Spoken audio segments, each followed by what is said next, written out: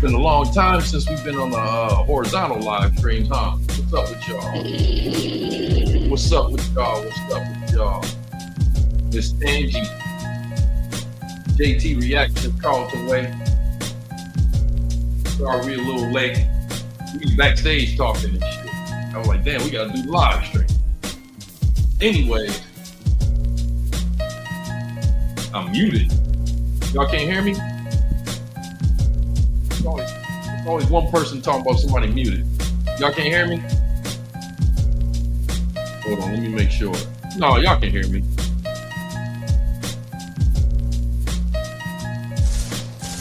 I was good from the get-go, man. It's always one person talking about it. Nasty.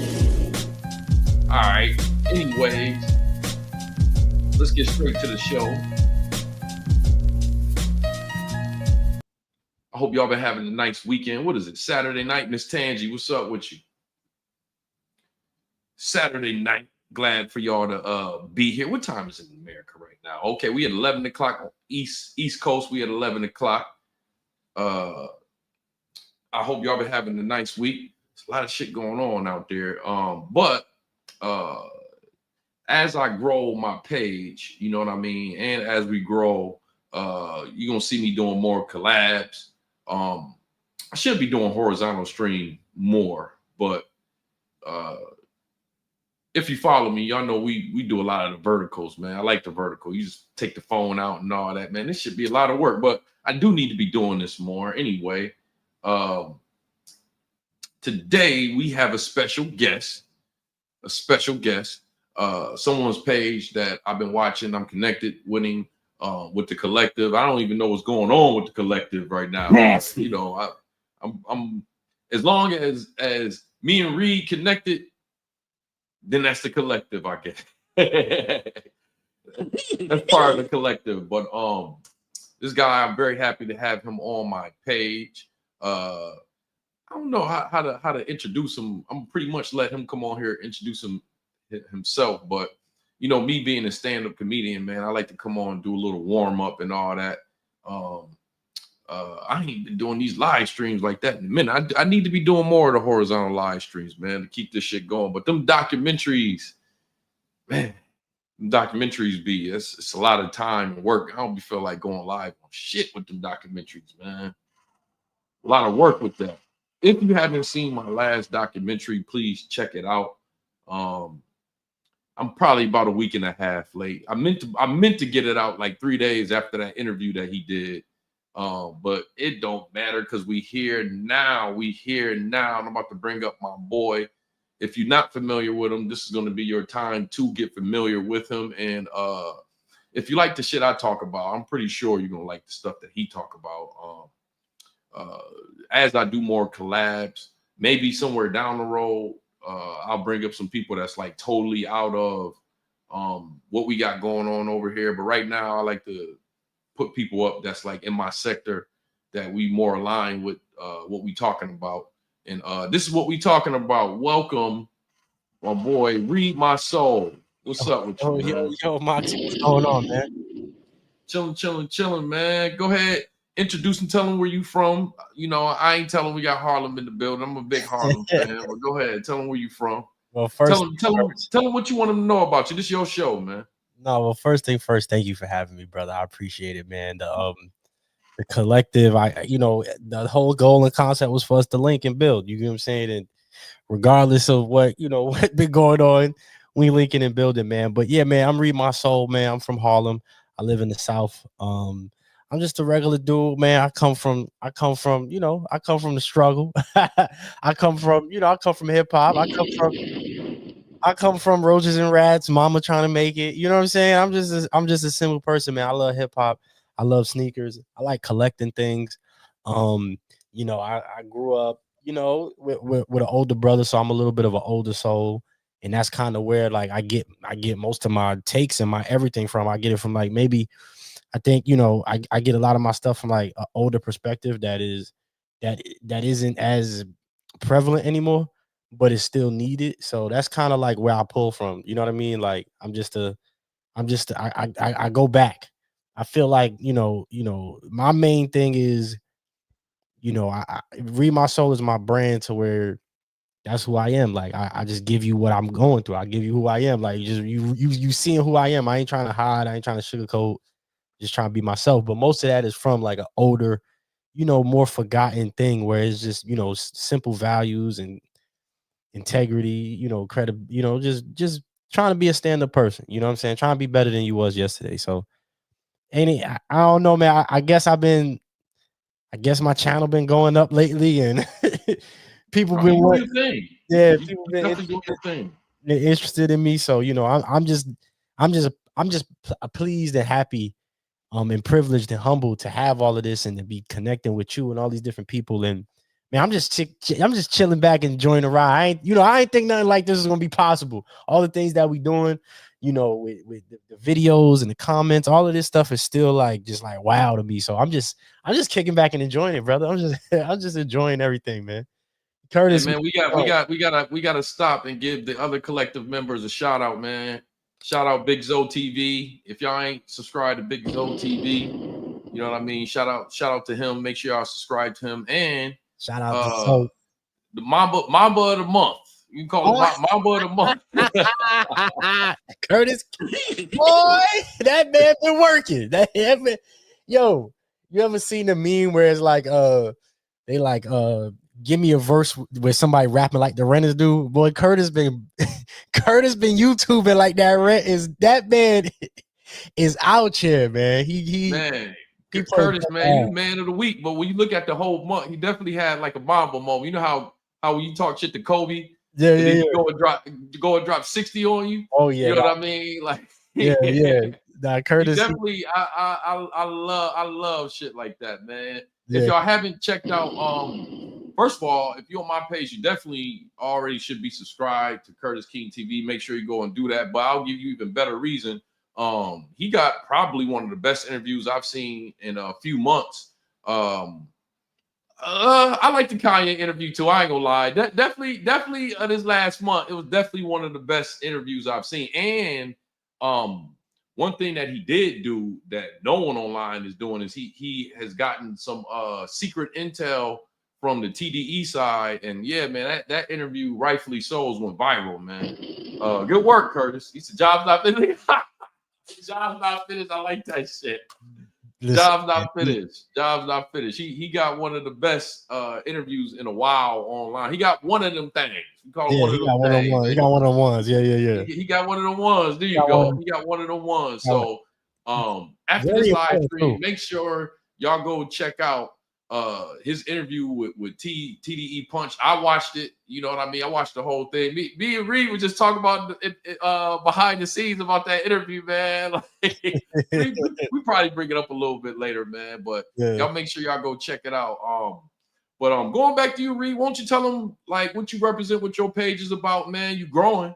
You part of the I look at it like this, you know, they got different tiers, but regardless of what tiers, like we don't like looking at it like that, whatever. But regardless of what tier you on, once you get past 10,000, this YouTube shit is a real thing, man. So you definitely, man, you hear it, man. Yeah.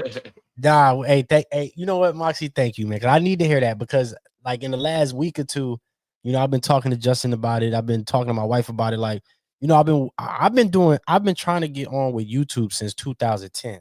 You get what I'm saying? You know what I mean? Like, I saw the vision of where everything was gonna be, where it is now. Before, remember, it was a wave where everybody had DSLRs. You know, because you've been doing content for a while, and from what I hear from some of your content, you've been in this game doing stuff for a while. You've been outside for a while, and Right. I used to be outside, but it wasn't like no camera. I'm come from New York, so I used to be outside just, you know, battle rapping, dancing, you know, just being a New York City kid where, you know, like you just doing stuff. You dancing, you doing some get light stuff, you battle rapping, you just outside, you know what I mean? And I saw this transition in like 2008, 2009, where like the internet started to like push up, YouTube started to push up, and then right around 2010, I started watching like sneakerhead YouTube, and that was like that sneakerhead YouTube and like what's this thing YouTube was like blowing up at the time, like what's this technology YouTube. They were blowing up simultaneously to where they were starting to like people were starting to build their brands off of it. So I started YouTube way back in 2010. I had a little bit of a pop early because nobody was doing it then. And you know, my goal then was always to talk about sneakers and hip hop. It's always been my goal to talk about sneakers and hip hop. I like sneakers. It's funny you were just talking about Kobe. Kobe, one of my favorite players. I just got one of my favorite Kobe's of all time because it's like an art to me. Like certain sneakers is like art. You get what I'm saying? It's like having a Mona Lisa on your feet, but for like black people. So it's like certain Jordans, certain Kobe's. I love to talk about them, but then I always love to like relate it back to hip hop.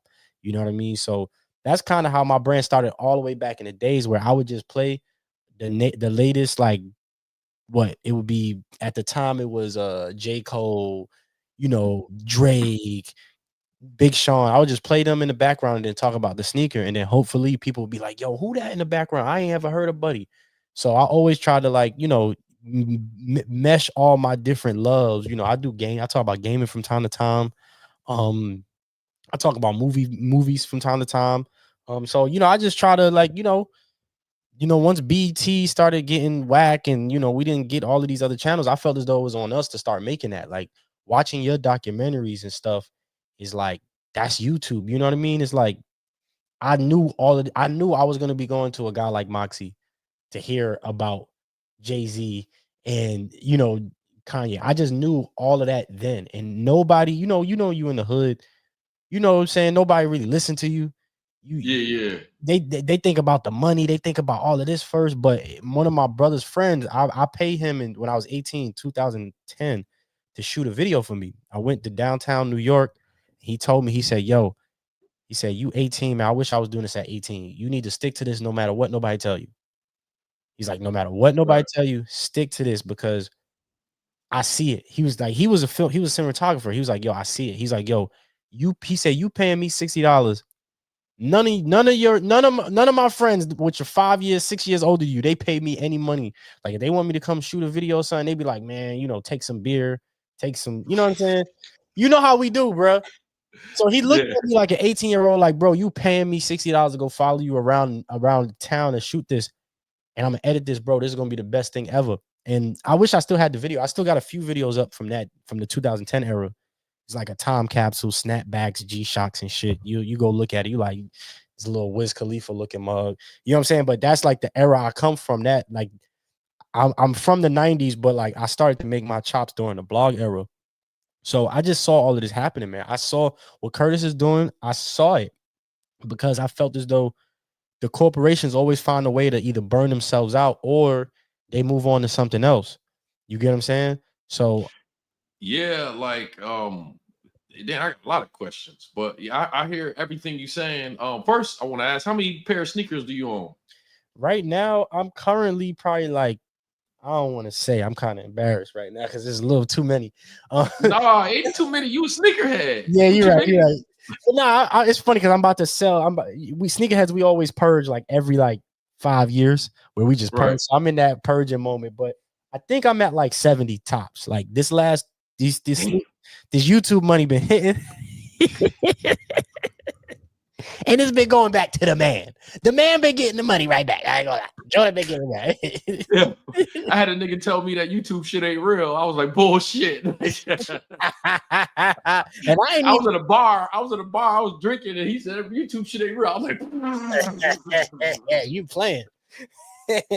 and I ain't even doing Curtis about to retire his mom, man. You think he tried to hear a nigga talking about YouTube shit ain't real? retire Rochelle on some facts. Yo, Moxy, bro, this is beautiful, man. This is beautiful. To me, this is break the matrix, man. I love it. But yeah, I'm at like 70 pair, man. But that's because this year, the last 2 years I've slowed down. Like every year I try to buy 12 pairs of sneakers, one per month, right? Like last year, I think I did 12 exactly. I think I did 10. I did 10 shoes last year. I'm already at like 12, 13. So I'm gonna sell a few pairs. It's a hustle too. You know that. Like certain times I buy them for $150. The next day, 2 weeks, 3 weeks down the road, they worth 300. So I got a few shoes that's like that. I'm about to flip them. You know, I'm from Harlem, son. So I got to hustle. Man, Bro. I got to hustle. When I moved from LA to New York, I owned probably like maybe 6-7 pair of kicks. I'm gonna say after about a year in New York, like I own like 30 of them. And I got a storage full of a whole bunch of kicks. You know what I mean? I brought so many sneakers that I just stopped. And I was like, I'm gonna start buying shoes. You know what I mean? But what's your most coveted pair? My most coveted pair right now. Oh man. That's crazy. I'm in that. We was talking about this off air. I'm just in a mode where like I'm 30 plus now, and like really, I don't really have one right now. I'll just say the Kobe that just came in. I'll show it to you. So, I'm a real big Kobe fan. We talked about the Mamba mentality, man. I'm a real big Kobe fan. When he passed, Man, I love Kobe, man. Bro, that was one of the. He's my number one. I put him over Jordan, me personally. Before he passed, I was saying he was the greatest of all time. Like right before he passed, I was having arguments with people. So when he passed, people were like, yo, bro, now everybody's saying it. You was saying it, because once he passed, everybody started saying stuff. Yeah, I was saying that before he passed, just because I love his mentality, the fact that he could speak multiple languages. He was just a savant. Low key, Kobe was a savant. Like we don't know that, but Kobe was a savant. And then I love body armor. So I'm a big Kobe fan, and I like some of the stuff he did with Kanye. Like I you know what I'm saying. I just like some of the commercials he did. I just like Kobe, but it's the what the Kobe ate, man. This is one of the most coveted pair from the Kobe line. They just re-released like a week or two ago, but before that they were like $1,300. Yeah, they were like $1,300, but they just re-released for like retail price for like nasty. For like 180. So the resale was like 1,300 back in the day. So everybody tried to get a pair of these, and I got lucky off of sneakers, and I got them. But this is my first Kobe pair since he passed. So like a lot of the times, like it's certain stuff, hey man, I need a couple of dollars. I'm not wearing them. I never wore them. Hey, here, give me 200 for them real quick. You get what I'm saying? This is one of those pairs that and like I said, it's like art. You feel me? Like this is art. Like if the other shoe don't even match, other shoe don't even match. So the other shoe don't even match. So they like a mixture of all of the Kobe's put together. But to me, No, that's the pair right there. yeah, this is the pair. It's Wow. all the Kobe's put together, right? So it's a bunch of different Kobe's put together. But to me, this is an art piece, and I might not wear him for a while because he Right. passed away, and this is black art to me. Sneakers, as it relates to hip hop, is the reason why hip hop got so commercial and got so big because of them they seeing what we could do with when we get their product with the Adidas, the Run DMC. So to me, being from New York, just in general, like if hip hop, like if I see you wearing Chucks, I know you probably either on some Taylor Gangs, Wiz Khalifa shit, or you on some Snoop Dogg shit. No real, you feel what I'm saying? Like sneakers is That's very true. important. Like you be around certain people, you could be around certain crowds. You read a room, he got some Chucks on.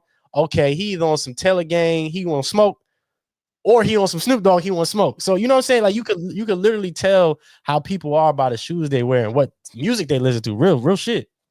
You know what? I always thought about that when it comes to like the black Air Forces, but I never really thought about it like what you're saying. Like that's actually that's a good introspective right there. Like, yeah, you can kind of tell what kind of time somebody on by the shoes they wearing. That's I never really thought about that. That's pretty good.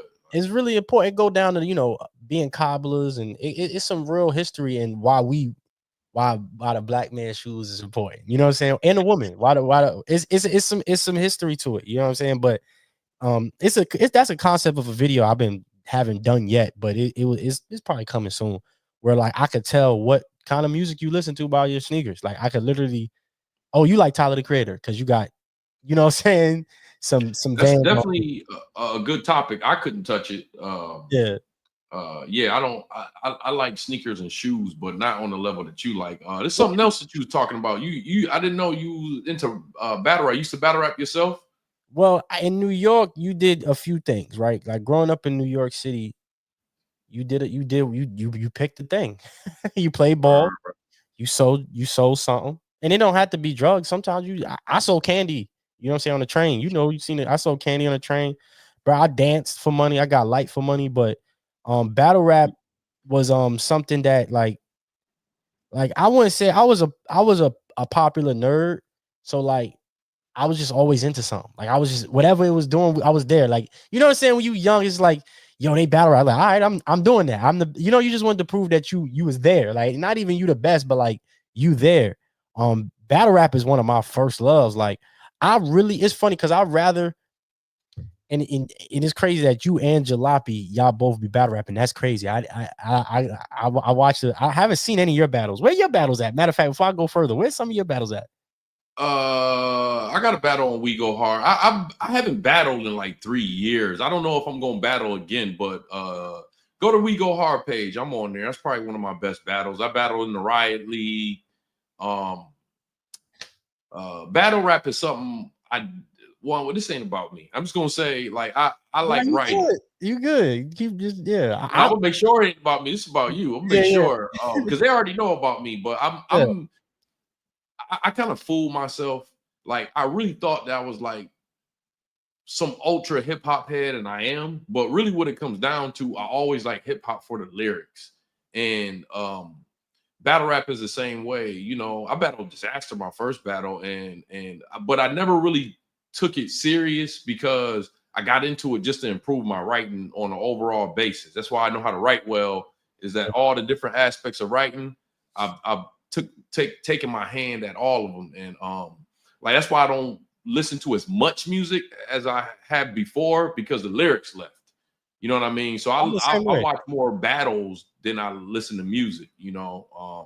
But that's a long answer to your question. Like, you good. I'm the same way. Like most of the time, like my supporters, my subscribers, they be sending me stuff because like I'm a lyricist person. Like, and if not also the lyricist left, the feeling left.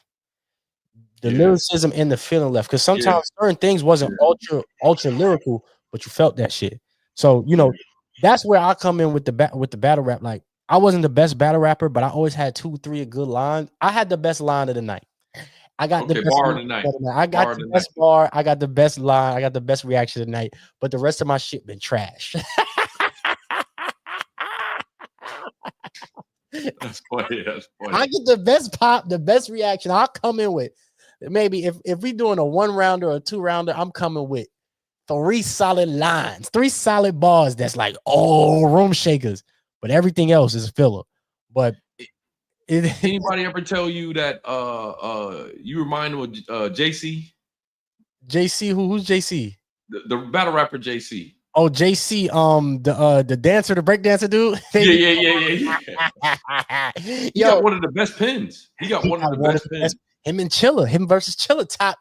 Yo, Okay. I ain't just playing this. Like I don't just. It's funny because I swear I be pulling back on my page, bro. Like I be trying not to talk about. Like I be trying not to nerd out because a lot of these things are niches. You know what I'm saying? Like right. Even certain battle rap fans ain't really watched JC versus Chilla. You know what I'm saying? You get what I'm saying? The real fans have, because that was like a battle that kind of like changed lyricism and battle rap as a whole. I'm the same way. I don't talk about battle rap on here, but I'm a big time fan. I watch at least 2 battles a day, bro. Like I'll be acting like I don't want to get back into it, but I know I do, but I'm probably not, because the thing is the culture is, I've gotten older to not want to deal with that constant negativity, because the culture thrives on negativity. You know what I mean? Oh yeah. Like I watch angry fans. I watch angry fans and Vada Fly and angry fans, and they always angry about something. I had to learn everything I can do, I don't have to do. You know what I mean? So it's like, that is one thing that I think I've just decided to just be a fan. But yeah, you definitely know you definitely a real rap battle fan, just to bring that battle up. I'm gonna say probably my favorite battle all time is the JC battle, but he lost that one. Twerk versus JC. Okay. Yeah. New Jersey Twerk. Like you know what a scheme is and all that, right? Of course. Yo, Twerk. Right. I don't know what stopped him from being like, I don't know what stopped him from being where he should be, but yeah, he one of them ones, bro. Like he when he on his game like that, you can't stop him. You can't stop him. I would probably say he's probably the best. To me, I would say he the best in the world. But all that choking, if he come unprepared, anybody can beat him. You know what I mean? Yeah. That battle versus JC, I ain't never seen nobody do what he did. Like usually somebody do a scheme and leave it like that. The whole all 3 of his rounds was like not a scheme. It was more like a theme. It was all vivid. I watched that battle once a month. It was like all 3 rounds was like based on biblical shit because of JC, like Jesus Christ. Like, so it was like he did a whole thing. Like even some of the bar, man, I could go bar for bar on that joint. We ain't gonna do it now, man. That's one of my favorite joints, man. That's one of my favorite battles. But one of my favorites, since you said your favorite, one of my favorites that I could watch constantly is Hollow versus Loaded Lux. And the reason why I watch it is because Hollow is what broke Lux. Once Hollow put that whole scheme with it, you make something simple sound really complicated. Everybody took that from him and ran with it. Oh, you're not really saying nothing. That's what everybody say to Lux. And Lux just, I don't know. I still don't think he lost, even though I think Hollow won. You know what I'm saying? Like it's one of those battles too. It's like one of those battles to where like, nah, Hollow beat him, but he didn't lose. Lux didn't. I just like battle rap because, like you said, it's real cerebral. It's not just lyrics, it's performance. Like it's theater, bro. Like they what they've done to it now is made it theater. But yeah, man, I come from knowing what that's like, coming with 3 rounds, long story long. Coming with 3 rounds, sitting there, we in the bathroom, we skipping school, we skipping lunch, and we getting it in, and that's just what it is, you know. And it may be freestyles, it may be prepared, and that's just being in New York, growing up. You know, you're gonna run into a cipher, you're gonna run into a battle, you're going. And I like I said, I've been back and forth LA, New York, damn near since I turned 18, and like, the 2000s New York. If you not from New York and never spent a long time in New York, the 2000s hip hop in New York was something to see. Like you know, you can walk around Harlem like where you at. Like I got a good friend of mine. I stayed with him like 3 months in Foster over there near 112th over there. Foster You know what I Police mean? on the east side, yeah. Yeah. But you could just be walking around and a nigga have like some speakers out and all that. Just nigga start trying to chew you up. If he feel that you know how to rap, a nigga just start hitting you with bars. You could just get into a battle with somebody you ain't know. Like that was like one of my favorite era. I'm gonna do a whole video about it at some point, call it the mixtape era. But that's my favorite era of rap. Yeah, well, I mean, New York specifically, that was the last good era of New York. New York, I've kind of went viral with this a few times, unfortunately, because I love my city, but New York ain't the same no more. That energy gone. That energy's been gentrified and it is gone. What you think? What would you think was the defining moment or years that you would say that took New York? Because I 100% agree with you. Like, what would you say is the defining moment that took away that New York essence? Because I agree with you, what you said. It's funny because it happened somewhere in between 50 Cent and like Troy Ave. Like, I know people may not know what Troy Ave is or what he was, but there was a time where Troy Ave had a real big wave and a real big buzz. And then he started calling certain people weirdos and he started calling people out and then he lost it. And after that, I feel like New York never got another person that was trying to promote the New York sound. And then like even Fabulous started making songs that sounded like the South.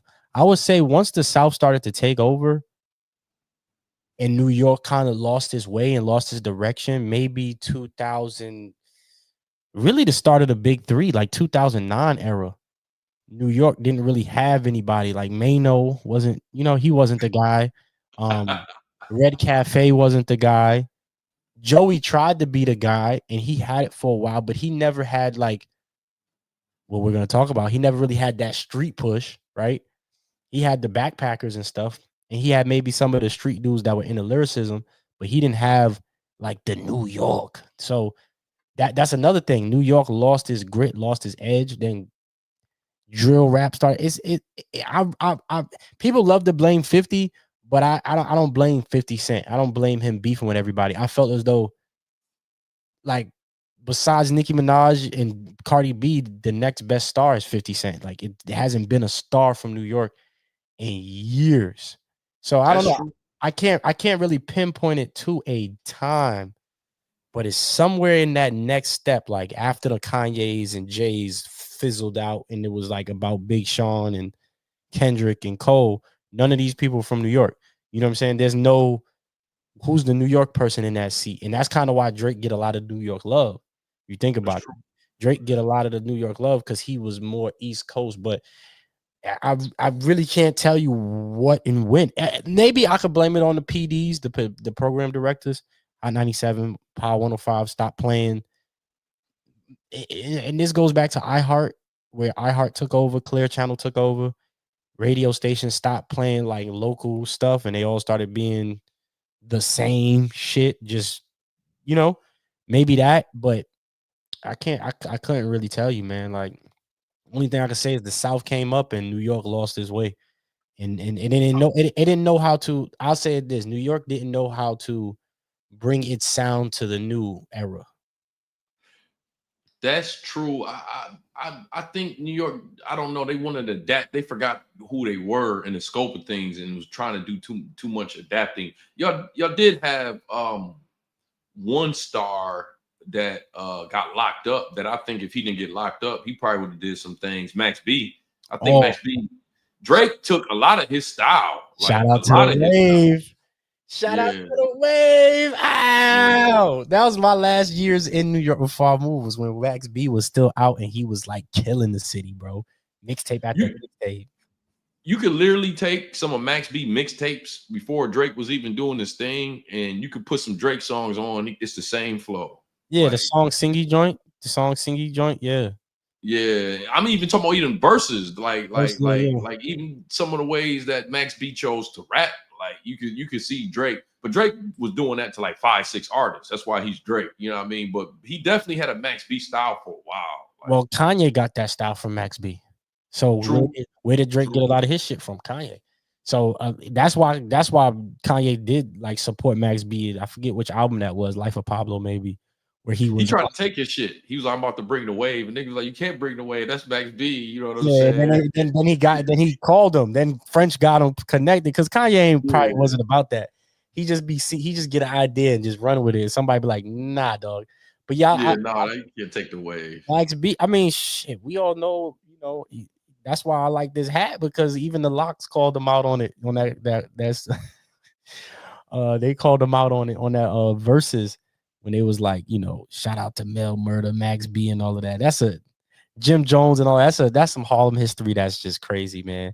But yeah, Max B, man. Shout out to Doggy Diamonds too. I feel as though I don't shout out Doggy Diamonds enough. He the one that filmed that famous interview, and a lot of people skip over Doggy Diamonds, but he was a big pillar of a lot of that Smack DVD era, running around, going Sub-Zero, Smack, Doggy diamonds. Diamonds. Yep. It's like 5 of them I can name. MREC TV. MREC TV. I used to watch all of this stuff on YouTube, bro. Like after like Rap City started dying, you know what I'm saying? Like BET 106 Park wasn't AJ and Free no more. It was like Bow Wow and whoever. You know what I'm saying? And I started getting a little older. That's when I pushed to YouTube and I started looking for the personalities and I found the Doggy Diamonds, the MREC TVs. You get what I'm saying? And now it evolved into Moxy, Curtis. So it's crazy it's crazy how all of this, like, and it's funny, but I want to talk about so much of this shit because I still feel like people be missing like that whole Smack DVD era and all of that. But yeah, man, I love this shit, man. I could talk to you for hours. Man, go ahead, say what you're gonna say. Ask me what you're gonna ask me. We about to get into it. I'm gonna play because I can see people in the chat, they already beating us to the conversation. So I'm gonna play a little bit of your video. Oh shit. I hate watching my man. What you I hate nervous and my voice. You know it. I hate listening to my voice and my play. I know what you're talking about. I know exactly what you're talking about. Okay. I think it's a good topic. Very good topic. Let me see. Supposed to have this already queued up. Nah, you good. You good.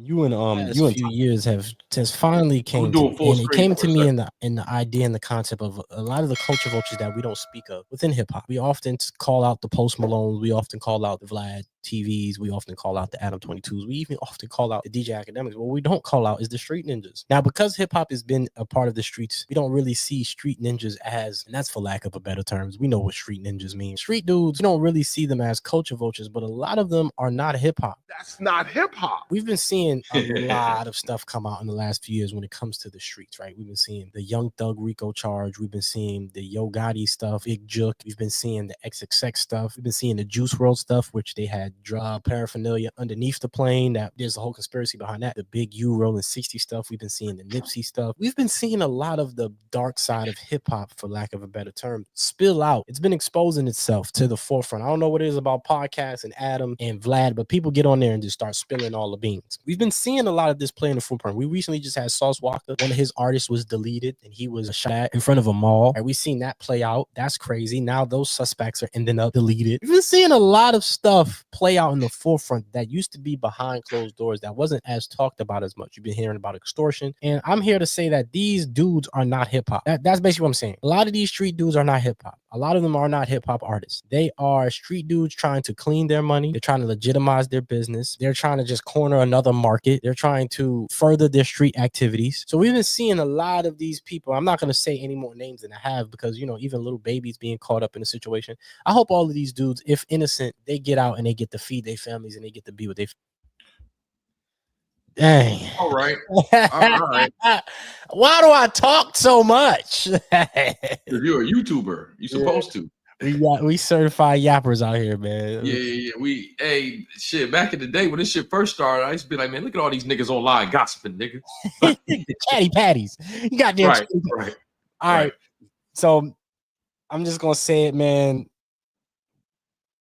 I was a little on edge when I made that video, man. I wasn't I wasn't. I had more clearer thoughts, but where I was at, I was just like, man, I ain't released a video in a minute, so I just wanted to throw something out there and just see if people would catch on to it. But it should have been a more well thought out video. But what was your questions and anything about it? No, what you said is not how can I say this?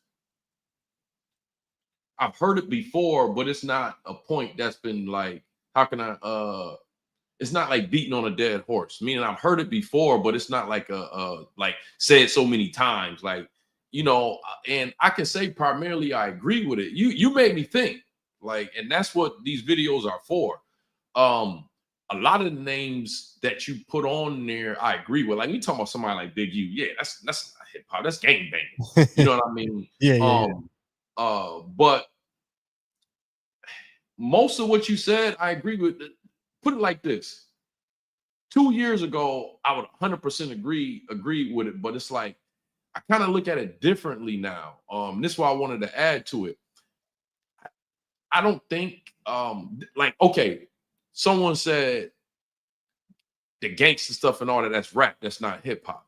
And I now will say that I disagree with that. Now, saying if something is good or bad for the community, that's one thing. You see what I'm saying? Yeah. I totally agree it's not good for the community. As cringe as it is, and because we two good guys on here. You know what I'm saying? We not one of them niggas, the knuckleheads and all that. So for us, it's cringe, and we don't want to be represented like that. All that I agree with, but I had to look at it, and it's like, as much as I don't like that form of music, drill rap and all that, I can't take away that it's still a part of hip hop. Because if you look at it in the simplest form, right, and chime in anytime you want. No, you good. You good. Go chime in anytime you want. When you look at what hip hop started, you can't ever forget that hip hop started on the streets. You see what I'm saying? So It's like, I mean, saying as much as we may not like, I don't know, who could we put on here? Oh, okay, Little Baby. As much as we may not like what they represent, I don't think we can say that's not hip hop, because then you like what he's saying, it's not the streets, and we know it's the streets. Little Baby, we know that's the streets, and hip hop is the streets. You know what I mean? Are you following me so far? No, I'm with you. I'm with you. It's crazy that you saying all of this, because that's exactly what I made the video for. You make a video, you be like, I don't want nobody to say nothing, but you want somebody to say something. So I'm glad that we having it here. The day that stuff happened with that other content creator, a part of the collective, I literally had, when he hit me the day before he did the video, I had just had a situation like that with a content creator, right? Because a content creator trying to paint it like, I don't want to get back into that person, because we went in the DMs and we figured it out, but they try to paint me like I was some nerd. You feel what I'm saying? Like, and don't get me wrong. With being a nerd? No, listen. Don't get me wrong. I'm with that. You get me? But make it about my content, right? You don't know me. I see. You don't know me personally. You don't know what I've been through. You don't know what I got going on. You don't know who I'm connected to. You don't know what I got. You don't know who I know. You don't know what I've been through, right? So I'm all good with making it about content. That's basically what I'm saying, right? So all of this stuff was like, literally the universe was like, yo, do this. I didn't want to put that video out, because I know exactly what hip hop is seen as to be. But so I got a video coming out this week that's like a part 2 to that. I don't believe in part 2s, because everything to me is an episode. It's episodic. It's not a one video. It's a conversation. You feel me? It's not like, this is my one video, this is what it is, this is what y'all should live by. No, it's episodic. It's a conversation, and it plays off a lot of different things. So for me, how I explain it to my video that's coming out, where I basically, the video, my members got it. So if you're a member of my channel, you got that early. Think like maybe. Okay. All right. Yeah. If you want to be a member, read my soul channel, put you in the thud. Make sure y'all join the membership. They've got it. And I actually pushed it back. It was supposed to come out already. And it's funny, because I kind of felt like that's what this was going to be about. So I wanted it to come out before that, but I'm glad I kept it. So I could just allude to it. But all that Dochi stuff came out, a bunch of stuff came out. So I just made content about it, pushed it to next week. But basically, my concept is that hip hop is more conscious than it is street. right? And I made a video about people hating conscious artists, because when we think about conscious artists, we think of a specific like De La Soul. You get what I'm saying? Like, this is literally the intro to my video. So if you don't remember, if you're on Moxy channel, you getting a little, you know what I'm saying? You getting a little, getting an exclusive. But basically, I was basically saying in that video, I didn't do it well, but it was like, all right, it was like a throwaway. But I'm glad it got the attention it did, because people understood what I was saying. But basically, if you look at Jay-Z, you look at Jada, a lot of these dudes, yeah, they was street, but they was trying to get away from the streets, right?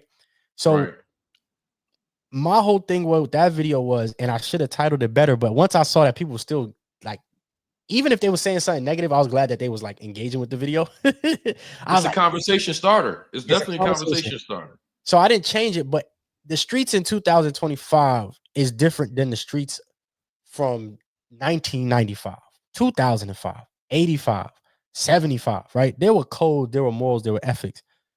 The question that I really want people to say, and a lot of people in the video that disagreed actually basically said it without saying it. A lot of those dudes that we think are street, that we saying that's not hip hop, they ain't even street, because real street dudes don't move like that. Right. So if we look at it, right, we look at like, even like, let's say we use Lil Baby. My whole thing isn't the streets, isn't hip hop in the sense of like Post Malone ain't that. I mean, like the dudes that they're not like, how can I say this? Because this is different levels of street. You got a lot of hustlers. Like a lot of dudes we see in hip hop, they're not killers, right? The one time we did see that was King Von, right? Like, like one of the one times that we seen that. As far as what real rap, them niggas be killing, nigga. I mean, as far as we know on the surface, right? Like as far as we know, there's a lot of putting money over here, a lot of putting money over there. You know what I'm saying? But as far well, if you can get arrested for it, I'm gonna say you still a killer. Put it like this: if I pay to get the nigga killed, I'm still a killer. Yeah. You definitely, I'm still a killer. You definitely go to jail for that. Yeah, but you go to jail for it, then you know what I mean. But there's a difference, like, and this is what I kind of do in the part 2 to the video, which I cut out. I cut a lot out in that video because I was in the funk. I was in like a weird, like, let me see this still, dude. You know what I mean? Like I didn't really. I was just trying to like throw something out there. I wasn't really like in love with it. But my whole thing is, I'm not trying to deny the streets, right? Right. The streets, we know the streets. A lot of the streets early on in hip hop, they funded this. They funded hip hop, right? Like a lot of the early the D-boys and drug dealers or whatever, they funded hip hop early on. They wasn't trying to be rappers though. You get what I'm saying? They wasn't trying to be rappers. They wasn't trying to be on Vlad snitching on themselves. They wasn't trying to, you know, they was sticking to what they knew. They didn't want to be seen most of the time, right? Like a lot of these dudes did not. You go all back to the old gangster names that be around. You get what I'm saying? They were not involved in hip hop. The first times we started hearing about a combat, not a combat Jack, but a Haitian Jack and all these different people was with Tupac, and even that was seen as like, yo, you know what I mean? Like you didn't mix the streets with hip hop. The hip hop artists most of the time were not connected to the streets. We saw it in very rare occasions, right? We saw Eazy-E. Eazy-E was trying to get out of the streets. He wasn't promoting it. He wasn't catching bodies or making, and if he was, it wasn't, you know, that wasn't what he was standing on. You get what I'm saying? Like that wasn't what he was all about. Well, go ahead. It's a lot in there. It's a lot in there. Yeah. So if you look at it, the person that wrote the music was Ice Cube. Ice Cube was the one that wrote the music, and he wasn't the one that was doing it. He wrote the best music. So if you always look at it, the bigger conversation really is a lot of those street dudes too. One person was like this. One dude commented, he was like, "Yo, the streets, they always been snitching. They always been on some funny stuff. They always been on some rah-rah stuff." And I was like, my point, right? Like the hip hop artists that we think are street, Jadakiss, not to disrespect Jada, because I love Jada, but his dad had a good business. He went to private school. His dad owned a coffee business, right? Like they weren't like, and then people try to make fun of the hat, how you got the locks hat on, and you talking about the streets, bro. This hat says loyalty, brotherhood, love. Like this is a hat. Like if the locks don't, what the locks stand for in 2025 ain't what the locks stood for in 1995, because they know that the streets, everybody tell you the streets is dead. They've been saying that for years. You get what I'm saying? So for me, that was basically my conversation to where a lot of what we seeing now, those dudes aren't hip hop. A lot of the street stuff that we seeing now, like if you ask me, Yo Gotti ain't really a rap artist. He's a businessman. He's a hustler, right? Right. Right. And then we got to really understand a lot of the street artists that we see. They're hustlers. They're selling this. They're selling that. They're not gangsters. They're not Bumpy Johnson. They're not Frank Lucas, right? Those guys, yeah, they were funding hip hop, but they were in the background. They was chilling. They wasn't doing what they wasn't King Von in it, snitching on record, peeing on people's graves, right? Like you saw a lot of those kids that was peeing. You see a lot of crazy stuff that be going on. That's not, to me personally, that's not hip hop. That's just them utilizing it to further their agenda. So it's a bigger conversation, and it's actually a convoluted conversation because it goes back to a lot of the street dudes that we even revere. They was snitching. They was on some funny money type stuff. They was agents. They on record. They on paperwork. So it's like, for me, man, the best of hip hop was always the street dudes trying to warn you about the streets and try to put themselves into better. Now we don't see that. Now they try to make this their persona, even if it ain't their persona. So, for me, it was just, we got to realize that a lot of these dudes, the big U's, and no disrespect to him, I hope, whatever he got going on, he fight his case or whatever. Nah, because at the end of the day, I'm a black man, bro. I ain't trying to jam you up, but what you be doing be crazy, bro. We got to call it out, bro. Big U is not. I don't. He's not even part of this conversation. That's definitely not hip hop. I agree with you on that. We talking about more the artists, like yeah, but like look at the artists. Look at the artists. You name them. Give me Lil Baby ain't. Man, even the Migos, man. The Migos grew up decent, man. A lot of these, they grew up Gwinnett County. A lot of these dudes be growing up decent, man. I probably had a harder life than a lot of these dudes. I'm being real, bro. I was in shelters, bro. It was crazy, man. I talk about it often. I'm still trying to fight that institutionalized version of myself, but I could easily very well be a crash out. I know I was in the streets, but I never call myself a street dude. But I'm a hustler. I'm from Harlem. I'm a hustler. I had my mama ain't have it, so I had to go dance, sell candy, steal. Bro, I used to rob iPods and all types of stuff off downtown. I used to take sidekicks. Yeah, you from New York? I'm from niggas know how to steal, bro. We know. I'm trying. That's our thing. You hear it, bro. We used to go downtown, dig in them pockets, but we wouldn't do it in our neighborhoods though. We wouldn't do it in our neighborhoods. We'll go downtown. You know who downtown? We ain't downtown. We'll go downtown, right. And come back. And bro, we had to eat you, bro. It was times, it was hard, but I knew in my heart of hearts that that's what the system wanted me to do. The system wanted me to be a street urchin, so that I go to jail. Which one? Either one. You get what I'm saying? So for me, it's a bigger conversation because a lot of what we've been seeing, bro. Hey, Moxy, come on, man. You know a lot of this stuff, man. A lot of this stuff ain't no. I hear what you're saying. More people gonna have your perspective about this, but I don't want to say that it doesn't matter because at the end of the day, I don't really think it's a right or wrong to it. It's just how you look at it. This is how I look at it, right? Okay, I don't know how much you know about like rock and roll, right? Oh yeah. Have you ever heard of gigolo music? Yeah, I know Chuck Berry. I know rock and roll. I know. But go ahead. Tell me. Go ahead. Well, they got this thing, Insane Clown Posse. It's called gigolo music. They like stab people up to it, mosh pit, stuff like that. It's very negative. Clown Posse. I know them crazy white boys. I know them. Well, I'm not a big rock and roll connoisseur, but I know a little bit about it. Like, Poison and all that shit. Now I'm not bringing up Poison. Like, that's rock.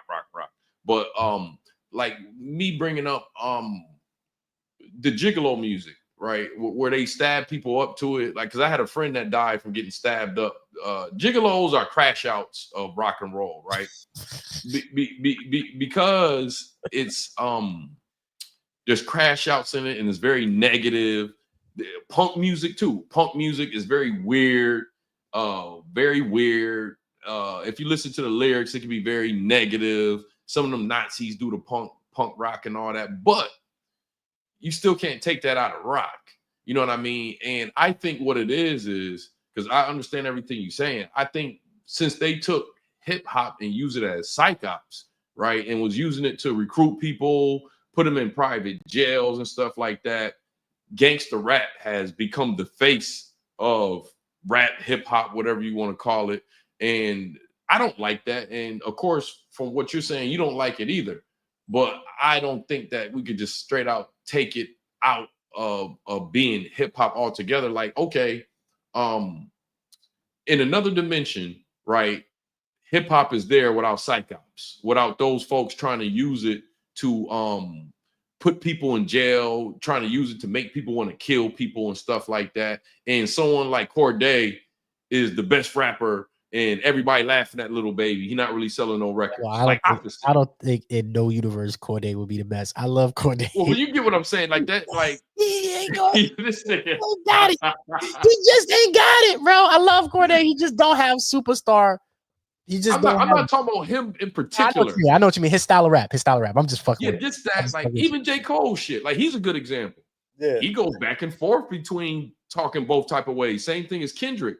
You can't say, in my opinion, I don't think you can say, okay, this song that ain't really hip hop, because Kendrick speak that gangster shit too now. He's been on that gangster shit lately too now. But like, and so it's a difference though. Like it's like I'm bro. One of my favorite records. What can be one of my favorite rappers is Cassidy, right? Cassidy is a hustler. He'll tell you that he a hustler, right? And he'll have allusions to, you know, doing this, doing that, and doing that. I'm not trying to take away that, right? I'm not trying to take away that. I think I said it very perfectly when I mentioned the people that I mentioned. But overall, Nipsey Hussle, another one, right? Like, but look at what Nipsey was preaching, though. You feel what I'm saying? Like, balance, right? A lot of what we've been seeing has not been street shit, right? It's been literally reckless, and it don't even be about nothing. The crazy thing is, me and the content creator that was spoke about illy, to me, I felt as though he didn't make it about me. He made it about he didn't make it about my content. He made it about me. So, wait. We'll talk about that maybe another day. But look, what I was basically saying to him was like, I just want to know, he made a video about you? He made a video responding to it, but he didn't keep it on the content. Okay. He made it about I didn't see that. I seen the live stream that he did, but I didn't know he did a video about you. He cut it into a video, but it's cool. It's fine. Like, I'm cool with that. I just watched the torture chamber. I just watched people kick me in the back. But me and him got to a point where he was dropping locations and shit. You feel what I'm saying? Which was my point of the whole thing. Where we're at now, bro, it don't even be about no money. It don't be about no girls. It be about you talk disrespectful to me. I approach you privately. Now you saying I'm da da da da da da. Nah, dog. You use my name to be monetized, right? Like, just think about this in just any situation. If I go out my way to respond to your video, Moxy Approved, and then I start being like, you know, maybe he ain't you, maybe he got his hairstyle, maybe I start making it about you. And if and where we from, you know, you feel like, hold on, bro, you don't know me like that. Don't do me like that. At least hit me up. And then you want to make a video about it, right? Cool.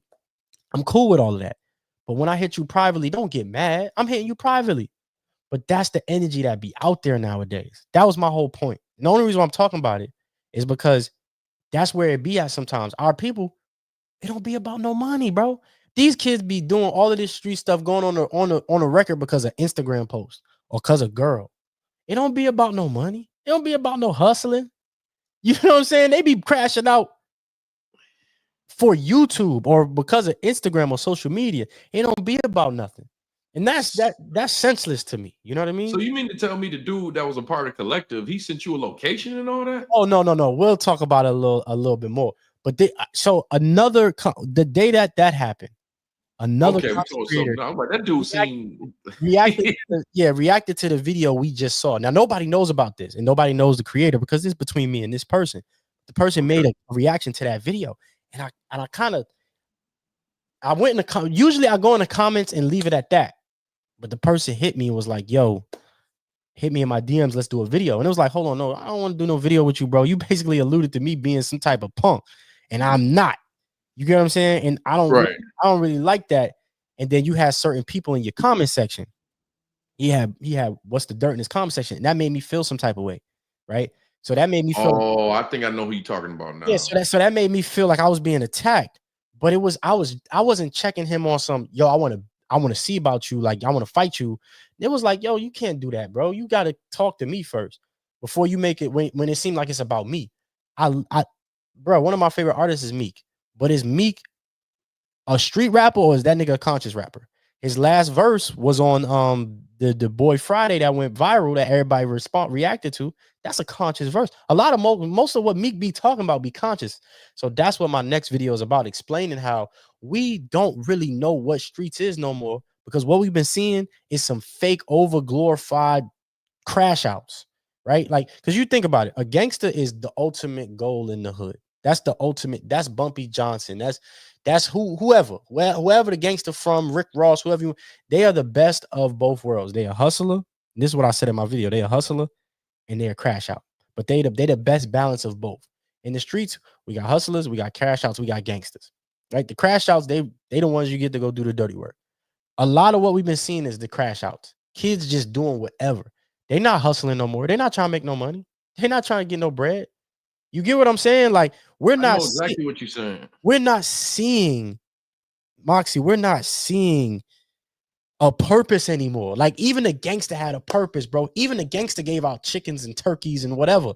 But they was hustlers. And yeah, if you tried them, they'll go put in that work. But right now, these kids not even selling nothing no more. They not even like then they get the fame, and they still doing what they doing, and now they end up in Ricos. It's pointless. You got out the streets. Now you trying to go back. So we've been seeing. I really want to change and delete the whole video, but it got enough views. I got to keep it. But no. That's good. It's a good conversation starter. Like, even with us talking now, I get your point of it. It's just I'm making some points too. But the point that you're making of the video, I totally get it. Like, I will add this. Even like me listening to everything you just said, the internet changed a lot of things, man. Like, the internet changed the streets. Like, the streets ain't what it was when we grew up because of the internet, man. Really, is this the iPhone in particular changed a lot of shit. You know what I mean? Like, who's to say these people that you mentioned, Bumpy Johnson, you know, who's to say if they was here now, they would be the same? I think about this shit all the time. Malcolm X, Tupac. Mm-hmm. None of these people like had to deal with what we got now. And you know, when you over 30, like we both are, you can kind of see, you was here to see it switch. People that's like part of Generation Z and shit, they don't even know how it was.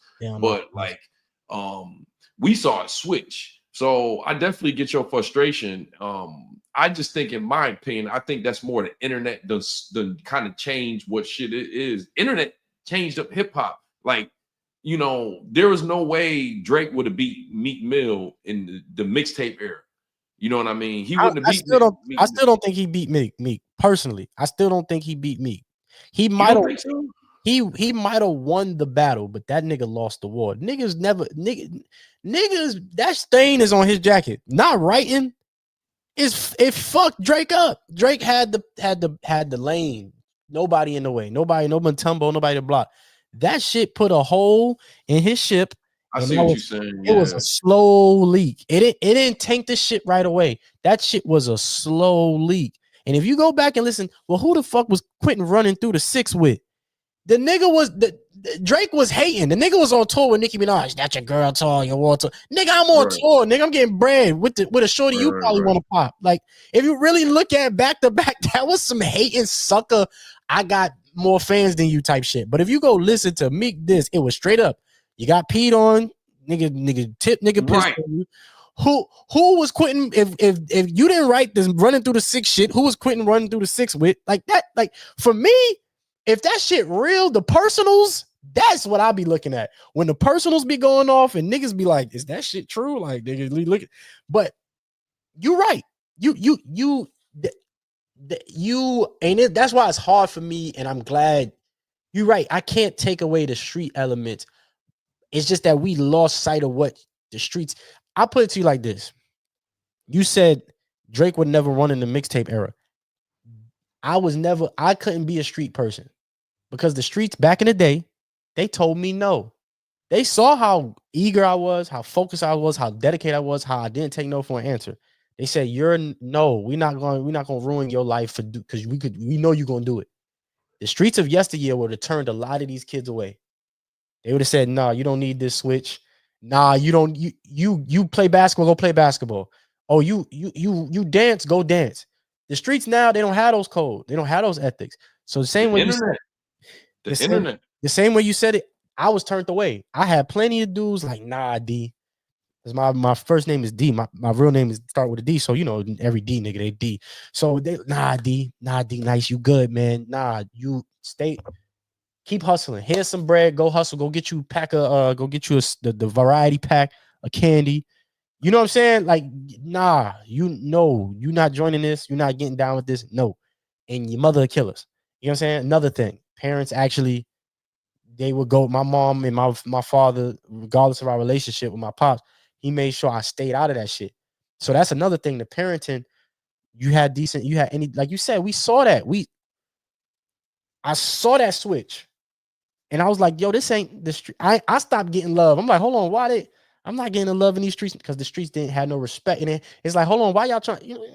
I ain't getting no love out here. It's like everybody love me. So I seen the switch where you said like the internet came through, and like the morals that I'm used to from the streets that I was not a part of, but was adjacent to, it's like, yo, this shit unrecognizable, bro. Like, and yeah, it may sound like I'm trying to take it away from hip hop. Nah, it's just an overall conversation. But I cut the video short because I didn't want to sound like a Republican, like what's that, respectability politics type shit. Like I didn't want to sound like that. You know what I mean? Like, so I cut the video a little short where some of my more explanations could like get to this point. But yeah, I'm never trying to make it sound like I'm some Republican, pull your pants up type shit. Nah. Nah, believe it or not, most blacks are conservative at heart. They don't vote conservative, but I live in the South. I know. Yeah, most of us are conservative at heart. Yeah. But yeah, I agree with a lot of what you're saying. I just like I said, I think even the streets have changed because of the internet. And I just think that I agree with what you say, but I think the problem is that we're not in control. We never really been in control of who get to blow up and who don't. You know, those folks control who blow up. Like when hip hop first started, conscious rap was like more people were doing that than the gangster rap. You know what I mean? You had Public Enemy, NWA came and changed a lot of that stuff. You know, but even that was conscious. Even that, yeah, they started off conscious, and then they went to like, you know, talking about bitches sucking dick and bitches ain't shit but hoes and tricks and that's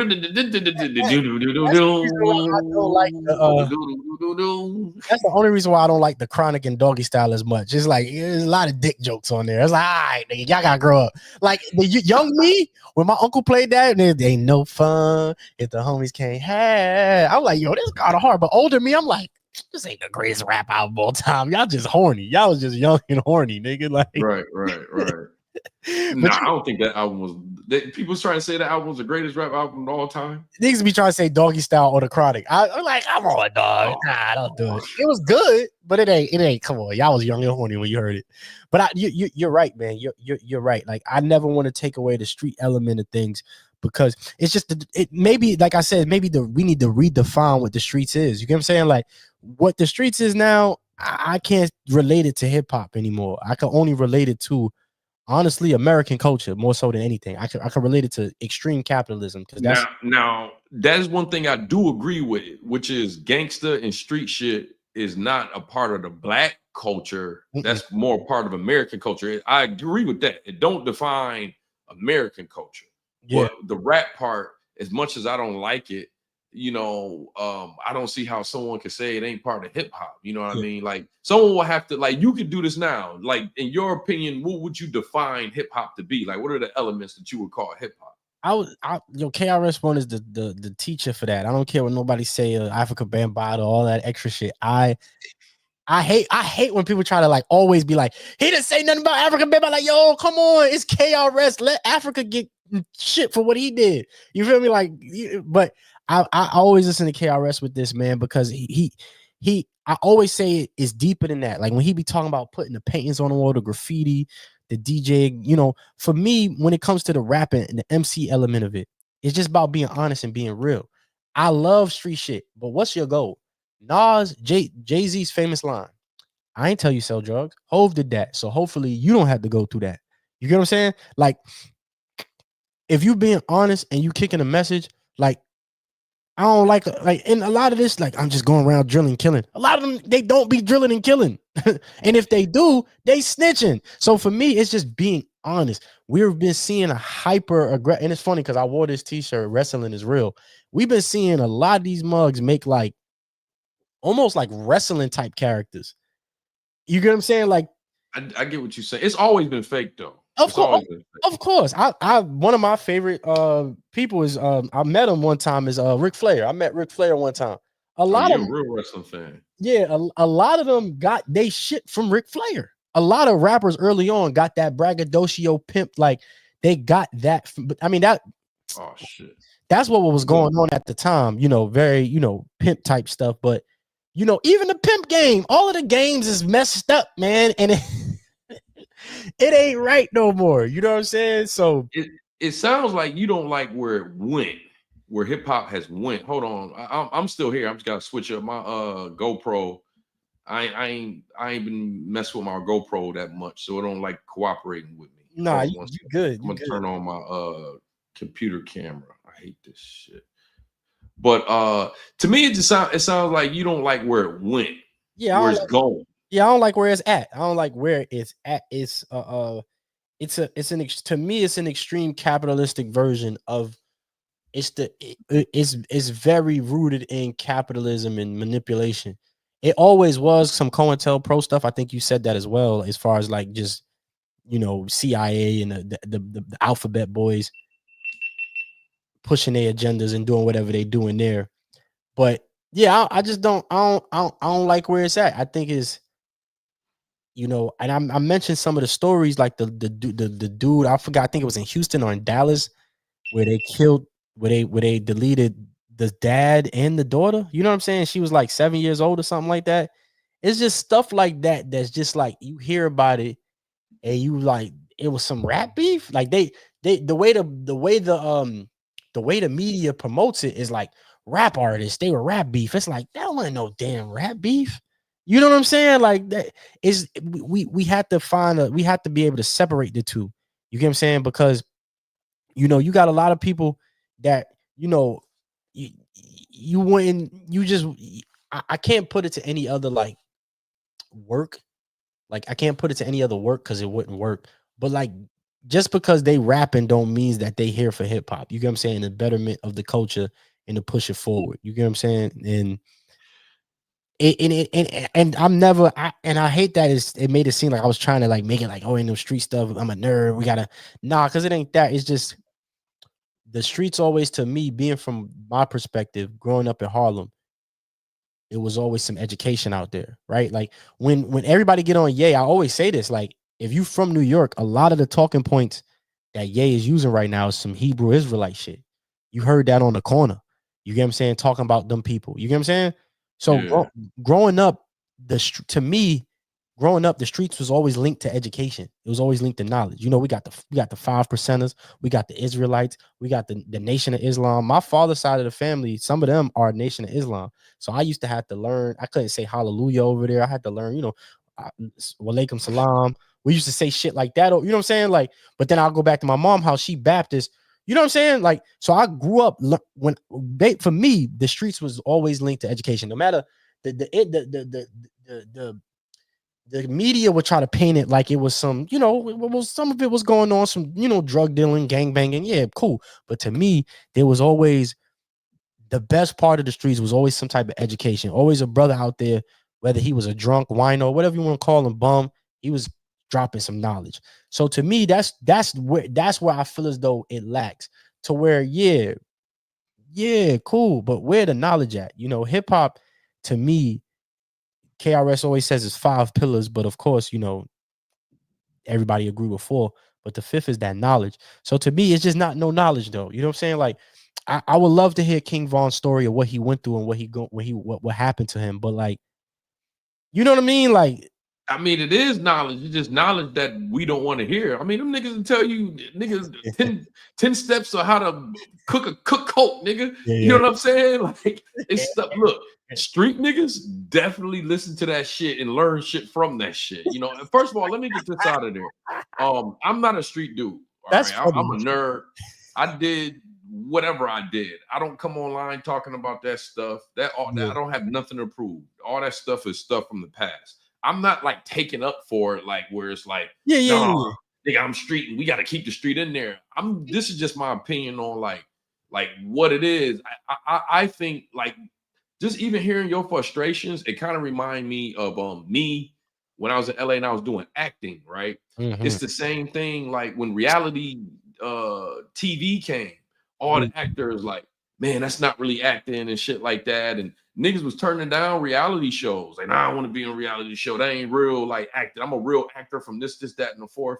10 years later, if an actor can get on a reality show, they're going to do it. So it's like whether, you know, the actors, whether we respected it as real acting or not, that's what it's become. You could have the same thing. You could say the same thing about comedy, right? Stand up. Like when they start doing all these skits, like Drewski, all that online, the comedians, we like, yo, this is not real comedy. Oh, I like that.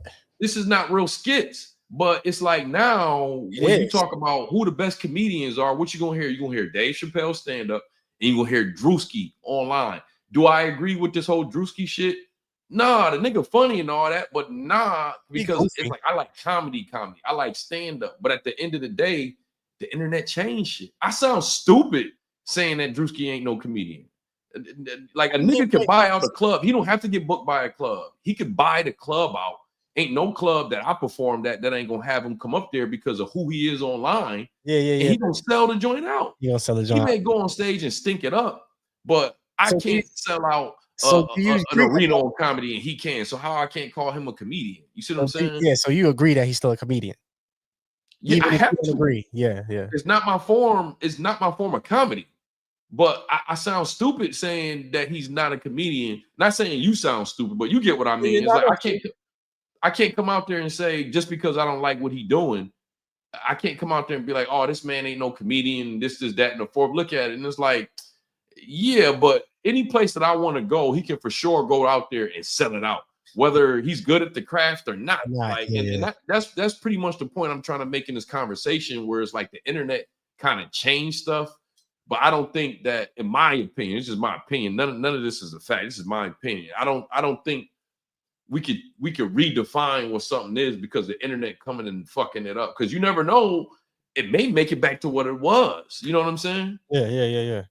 It's just the brotherhood. I think people think about the streets and they think about, because of today, they think about lawlessness and recklessness, but it's brotherhood. You get what I'm saying? And that's why I made the second follow-up video where it's like the hip hop is more conscious than it is street, right? Like even a lot of street dudes that we think, yo, Biggie's Juicy is a conscious record, bro. That's a conscious record, bro. If you listen to Hard Knock Life, that's a conscious record.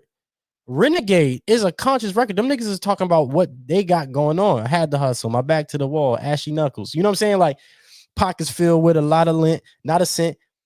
That's consciousness. Now you may not, because when we think about consciousness, we think of Black Pride, African pendants and fists. We don't think of Jadakiss, where you listen to some of the Jadakiss' biggest solo charting song is Why. So I mentioned a lot of these things in the video where I put these examples to where, I be trying to, and it's crazy. The thing about it is, I used to say in my videos, I'm not here to be right, I'm here to be me. I kind of got rid of my intro just because, like, I want people to get into the video faster and stuff. But a lot of people think I write these as scripts and shit. People think I write these as scripts. They not scripts. I literally just come up with an idea and go in there and bust it out. The better the idea, the better the video will be, the more clips I get. If you notice, there were no really extra clips in that and stuff like that, because I really like what you do as far as like documentaries and stuff. So a lot of times, bro, I just be coming up here yapping. Ain't nothing wrong with that. I want to do that sometimes too, but that's another conversation. You should, bro. You are a very good orator, bro. You should. I'm trying to get more to where I actually write down my videos because I'm a good writer, but I've gotten scared of writing in my earlier age, my later ages, not how I am now. But I was a good writer. I took public speaking class, so I know how to like anecdotes. I know how to write like really well, but I haven't been able to sit down and do it. But most of the time, bro, I just be trying to push conversation. I'm never trying to be right. I'm never trying to be wrong. I just be saying how I feel, and it's crazy that people start gravitating towards it. But yeah, this conversation, you know, I like that you mentioned the comedy thing, and I want to talk about that because the art, I think you understand that when you said that a lot of that shit be the art is gone because a lot of these dudes that be doing street rap, they be saying the same, spinning the block, catching the op, drilling and killing them, fucking a thought. Like they literally have this, like I'll be listening to music and I'll be like, this is the same fucking song. Excuse my language. I don't want to get you demonetized, but I'll be like, yo, this is the same song, bro. These the same words. He's using this. So for me, with the comedy thing too, it's like there's an art. I'm a big comedy fan. I'm talking about For What It's Worth, Dave Chappelle, Live on Sunset Strip. Me and my brother will geek out on stand-up comedy. Literally, Martin, you so crazy. Like just certain simple shit. Like I love like certain stuff from certain stand-up. So I know that. Like I hated the Vine era. As a content creator, even back then, I hated the Vine 7-second era with King Batch and all of these guys. I hated it because I'm a comedian. I like bits.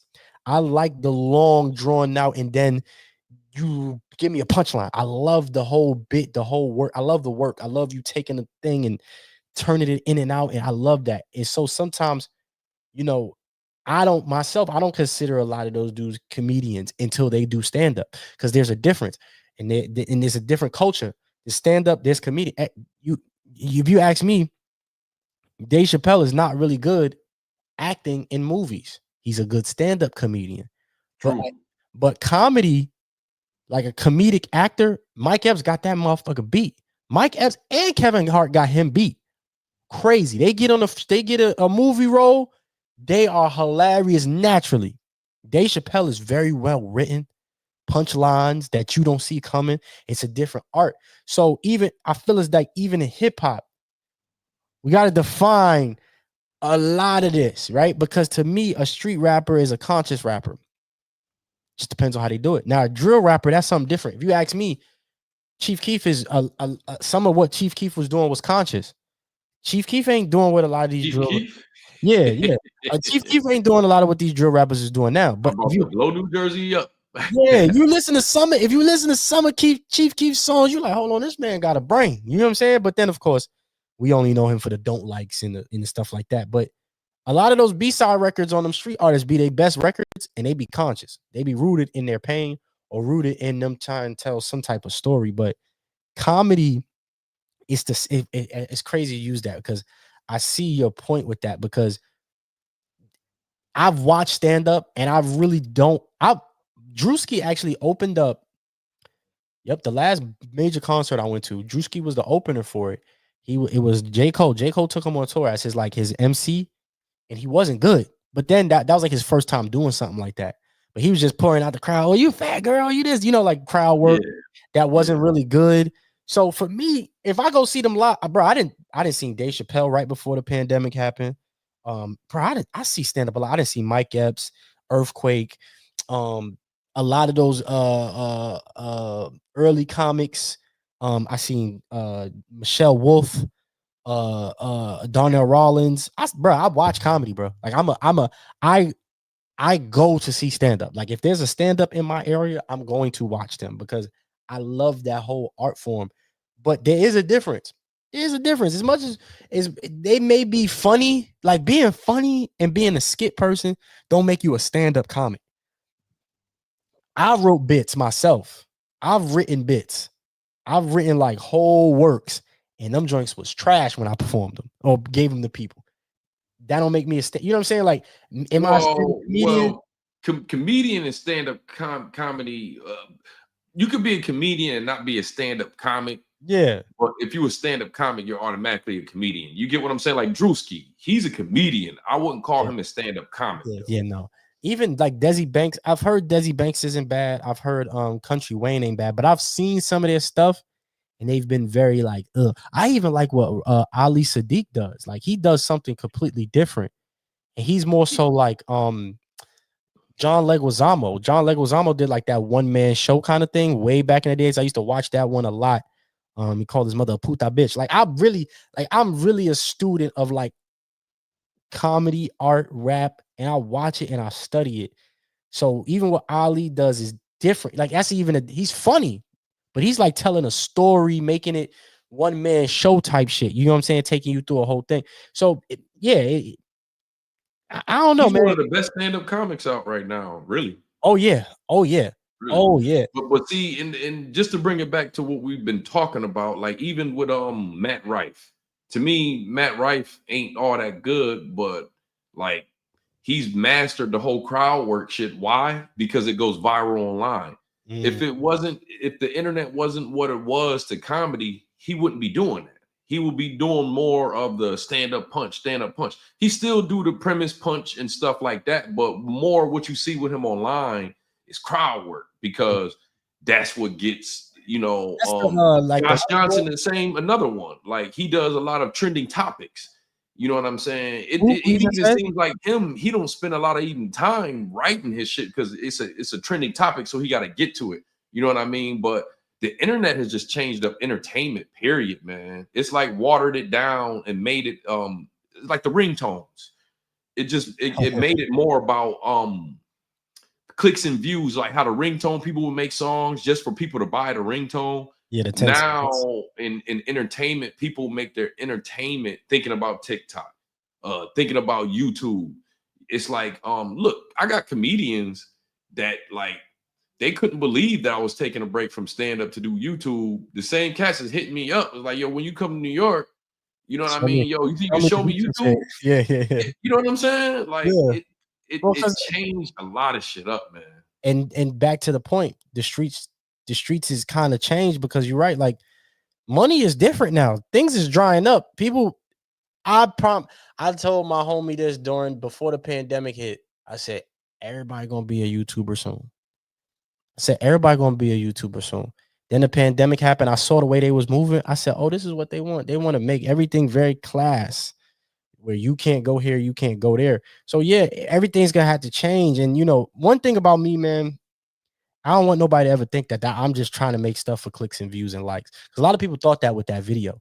That's not what I'm trying to do. I just be talking to my wife, talking to my brother. Oh, you know what? Let me make this video.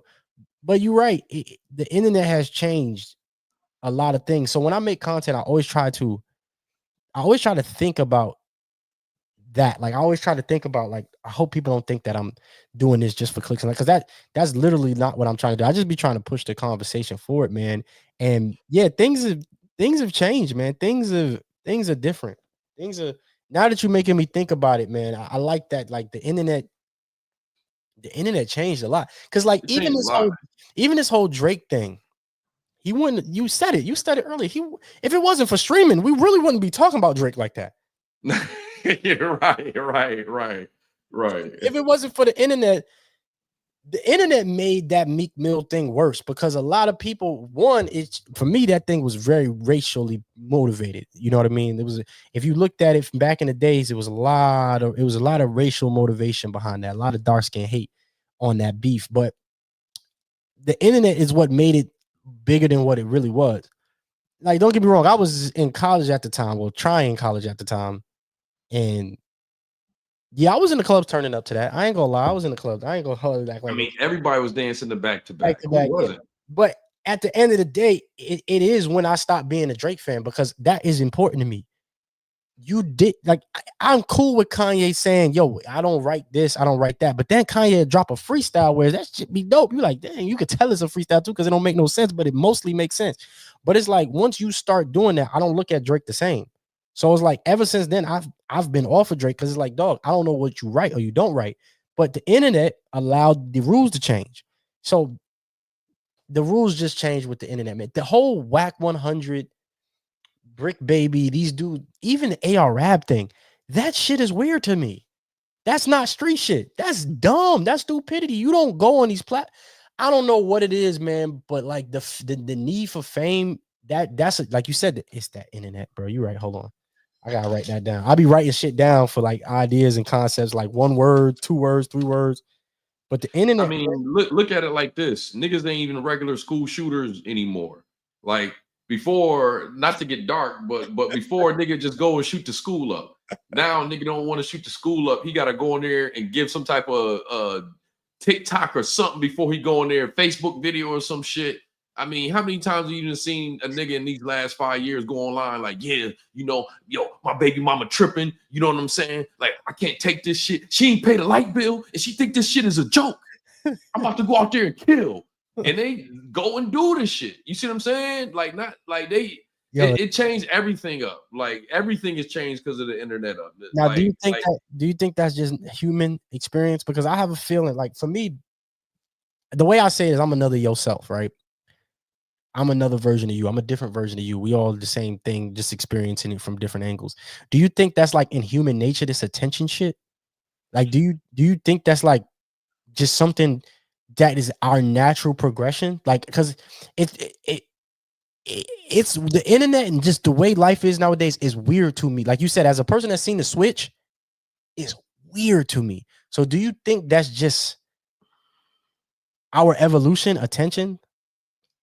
That's a very good question. Once again, I don't think it's a right answer to that because I would have answered this differently 2 years ago, but see, I've been in a couple third world countries, right? Yeah. And one thing when you in a third world country, you notice like when it ain't like really a rat race, people don't give a fuck about that, and most of the time they don't even want to be on camera. They don't really care about none of that. So it's like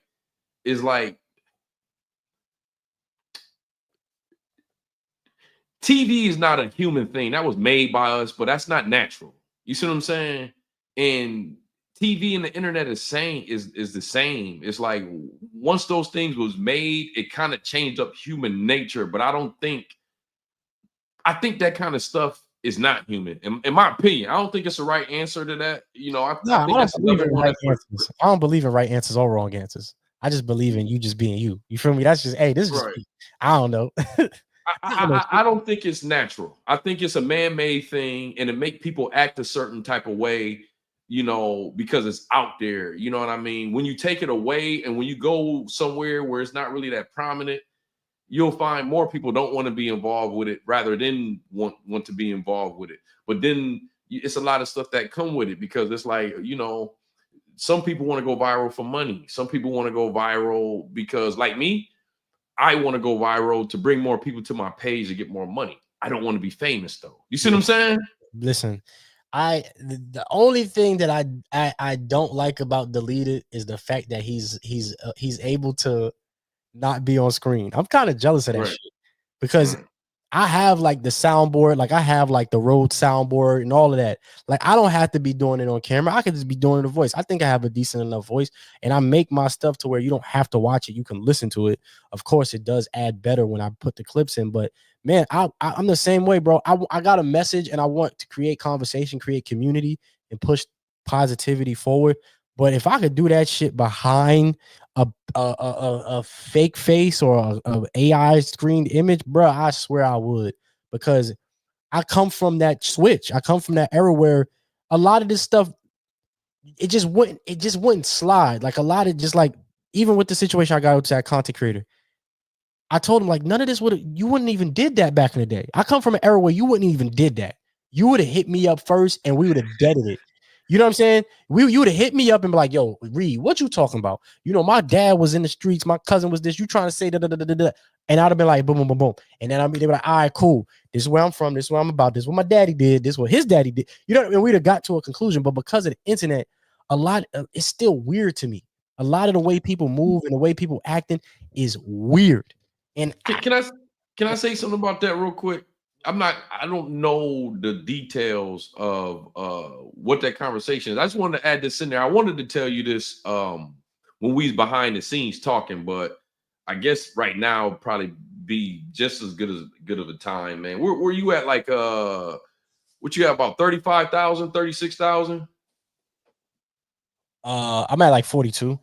Oh, yeah, 42. Ooh, I'm sorry. Nah, you Sorry. good. Nah, you good. I'm gonna tell you just like this, man. And this ain't me like this content creator to content creator. Just for this part, we got like ain't nobody even watching. But Yeah. I've been, I've been a content creator like 4 years. I've been watching it like probably 5, 6 years before I created a video. And I just want to warn you about this shit so you know what it is. The bigger you get, it's part of the package, man. There ain't you can't get big on here and take that part away from it. And it kind of goes with everything what we talking about, because the bigger you get, the more someone is going to see you as a target as far as getting themselves some traction. As You an know what I opportunity, mean? as an opportunity, yeah. As an opportunity. And there's no way Around it, yeah. there ain't no way around it. It's just like this. And I tell myself this sometimes because I just went through niggas doing AI on me and all that. Yeah, I And saw it's that. like, That shit's crazy. if I can't handle it, I need to get the fuck off of YouTube if I Yeah. can't handle it. So Because it ain't going away. it ain't going away. So this is my first run-in with that. And the thing that, like I said, ticked me off was that it was certain people in this comment section kiki and ha. And then it was like, yo, let's do a video. It was like, yo, you could have did the video before you did your video, and we could have made it great content. We could have basically had a conversation like we was having right now. But you wanted to, like, you wanted it that you wanted to get my attention because you tagged me. You got my attention. I'm not happy about the way you talked about me, because I'm from an era where before you did that, or you judged the person's character, you would hit them. You feel me? You would hit them and be like, yo, because he found me on Twitter. It's like, dog, you found me on Twitter after you didn't have my Twitter before. You could have did this before you did the video. You could have just hit me. And then I felt as though I was being attacked. Then we basically got to it. But I realized that and that's why I've been like, I haven't been like as active with everything as much, because I realized that, bro. I realized that my intention is to start conversation, not to create. I ain't trying to be Young Pharaoh, Side Netta, a Brother Polite, where everybody they had good intentions, but then they start arguing with each other. Remember that? Where everybody, the whole conscious movement. And They've all done it before. Dr. Umar, Tariq Nasheed, all of them did it before. They we come with these great ideas, and then all we do is attacking each other. So that wasn't my goal. You get what I'm saying? But it was a lesson that I had to learn, and I think I handled it well. And that same day, we had the collective situation happen. I gave that person advice. I said, yo, bro, I'm literally going through this right now with a content creator. It could have went left if I didn't hit him, because I recorded a video. I recorded a response video, but I stopped myself because I promised myself I wouldn't make a response video to somebody reacting to one of my videos, right? So it's like, I make a video, they make a video, I make a video to that video about I'm not going to do that. So I recorded a bunch of videos. I didn't like what I was saying. So I took his offer. I hit him up in the DMs. We got to a conclusion. And now I know, like, okay, this is something I have to expect, that people are going to jab at me. I'm going to make my comment. Oh, this is dope. Whatever. Cool. Go away. Cause I don't really, cause it's the internet for me. You feel me? Like, I honestly, personally, really don't care. You get what I'm saying? But it's the fact that you want to do a video and you like, just ask me for a video. Just hit, I'm approachable. Yo, let's do it. Like, I'm still getting used to this, but don't try to attack me so you can get a video. But like you said, it's just something I gotta get used to, which it is kind of like the point, right? Like, you want people to try to like, yeah. So yeah. You, and when I'm talking to you, I'm talking to myself too. We gotta ignore it. You gotta ignore it. Now, I ain't gonna say it ain't gonna be some situations. Like, I'm gonna tell you like this, because it's all about pushing the content. I hate it that it's like that, but that's what it's about. Let somebody with 150,000 subs say something about me. I'm coming for some of your subs. I'm going to definitely make a reply. Let a nigga with like 10, 15,000 say something about me. I'm going to ignore it. My nigga, I done had about a good 15 to 20. Like, it's easy to mention something about me. Oh, look at his hair or whatever. I done had about 15, 20 YouTubers say stuff about me. It's been hard. But I rather them not even know in their head if I actually even saw it. Than for me to contact them and be like, I saw it, and get in an argument with them. Especially when I know it's just clout chasing. A lot of these niggas, like, I roast, I do all that. A lot of these niggas, like, I could really embarrass. But it's like, why put the time into that? And another thing is, once it's online, it stays online, which means that, Like, yo, you could change the whole topic of your page 2 years from now, and the shit still be in your algorithm and pop up in people's time feed and shit like that. So Yeah. me personally, I'm very particular of who I get into it with online. I've had people make all kind of videos about me. Like, I just ignore the shit, man. You know, it's hard. It is. I totally understand what you, because most of the time it's gonna be a person that know they can't fuck with you that's gonna do something like that. You know what I mean? So it's hard ignoring it sometimes, but you know, I have a smoke stream that I do sometimes where it's like, you know, if I know that it's a content creator out there talking shit, I might not even say their name. I'll just do a smoke stream and put the link out there. And if they want to hop on here and go on my actual page and say it to me virtually, then we could do it. Ain't no, I just did this smoke stream on my page about 10 times. I never had another content creator that said something about me go and take that link and come up here. Never. But I always put that offer out. You know what I mean? But even that, I'm about to stop, because I'll tell you this. 30,000 subs wasn't the same as 45,000 subs. And 45,000 subs ain't the same now with, like, I'm about to hit 70,000. Like, as you go up, you're gonna get more of that, man. You're gonna get more of that, man. And it's like, you might as well just get used to it now and not click it, you know what I'm saying, or watch it. And it can be a little bit easier for me because you know, doing stand-up and shit like that, you know, you used to, you know, you done bombed before and shit like that. So it's like you used to taking criticism. Yeah. You know what I mean? So it's like, it ain't no different. It's, to me, it can be kind of easier on YouTube because it's like, I don't even know you. Yeah. So it's like, you dogging me out or saying this about me, because most of the time they don't talk about your message, they talk about you. Dude, and see, that's the thing that ticks me off. And for me, I've had multiple content creators roast me, and I'll be laughing most of the time because it's about my content. It's about, I'm like, yo, this is funny. Because sometimes I put a video out there recently that I thought that Jay Electronica had a better verse than Kendrick on Control, right? Nobody said he had a bigger verse. I just thought he had a better, more well-written verse than Kendrick. That's just my personal opinion. I'm a Jay Electronica fan, though. Love Control verse. But to me, I go back, I like to listen to Big Sean's verse, and I like to listen to Jay Electronica's verse. And I know people don't listen to it. So I made a video about it. The Torture Chamber, who's a YouTuber, he roasted me, but he's had other videos about me that were very positive. So it wasn't like my first time seeing him. A lot of times I realized that people be waiting for you to have a video so they can like talk shit about you. And that video was one of those videos. It was 2 videos where people like went at me for that. And I was kind of using it to see who would. You get what I'm saying? Like, who gonna come at me for this? Because I've had a bunch of other videos that I felt as though were worthy of reactions. Right. And a lot of my videos do get reactions. Like a lot, I don't even be noticing it because it be in this other section. But I'm used to this, man. I'm from Harlem, man. So it's like, as long as you keep it professional, as long as you keep it cute, and don't be like, yo, let's do it. Don't kick my back and then be like, yo, let's get on stream. Like, no, we're not allowed to do that. Don't kick it. Don't call me all types of names and then be like, yo, I just want to do a video with you. No, you just disrespected me. Like, and it's cool because like I'm gonna have opinions, but like, I don't like when people try to be personal, you know what I'm saying, and start making it about the person. You get what I'm saying? Like, that's the only thing I don't really agree with, because it's just the internet. So yeah, keep it. If I said some stupid shit, keep it on some stupid shit. But don't look at because I got a Venom statue in the back, you know, try to say, or a Rubik's Cube, be like, oh, he this or he that. No, I don't do that, man. You feel me? Like, this is just aesthetic. I'm just trying to, you know, whatever. But I'm used to it though.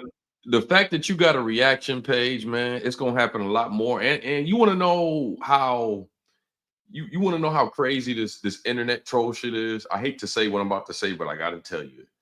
The fact, if any of them see you talking like this now, just the fact that you saying what you don't like, that's what they're gonna do more. Do you understand what I'm saying? Like, I even had to learn to withhold what I'm telling people I don't like online.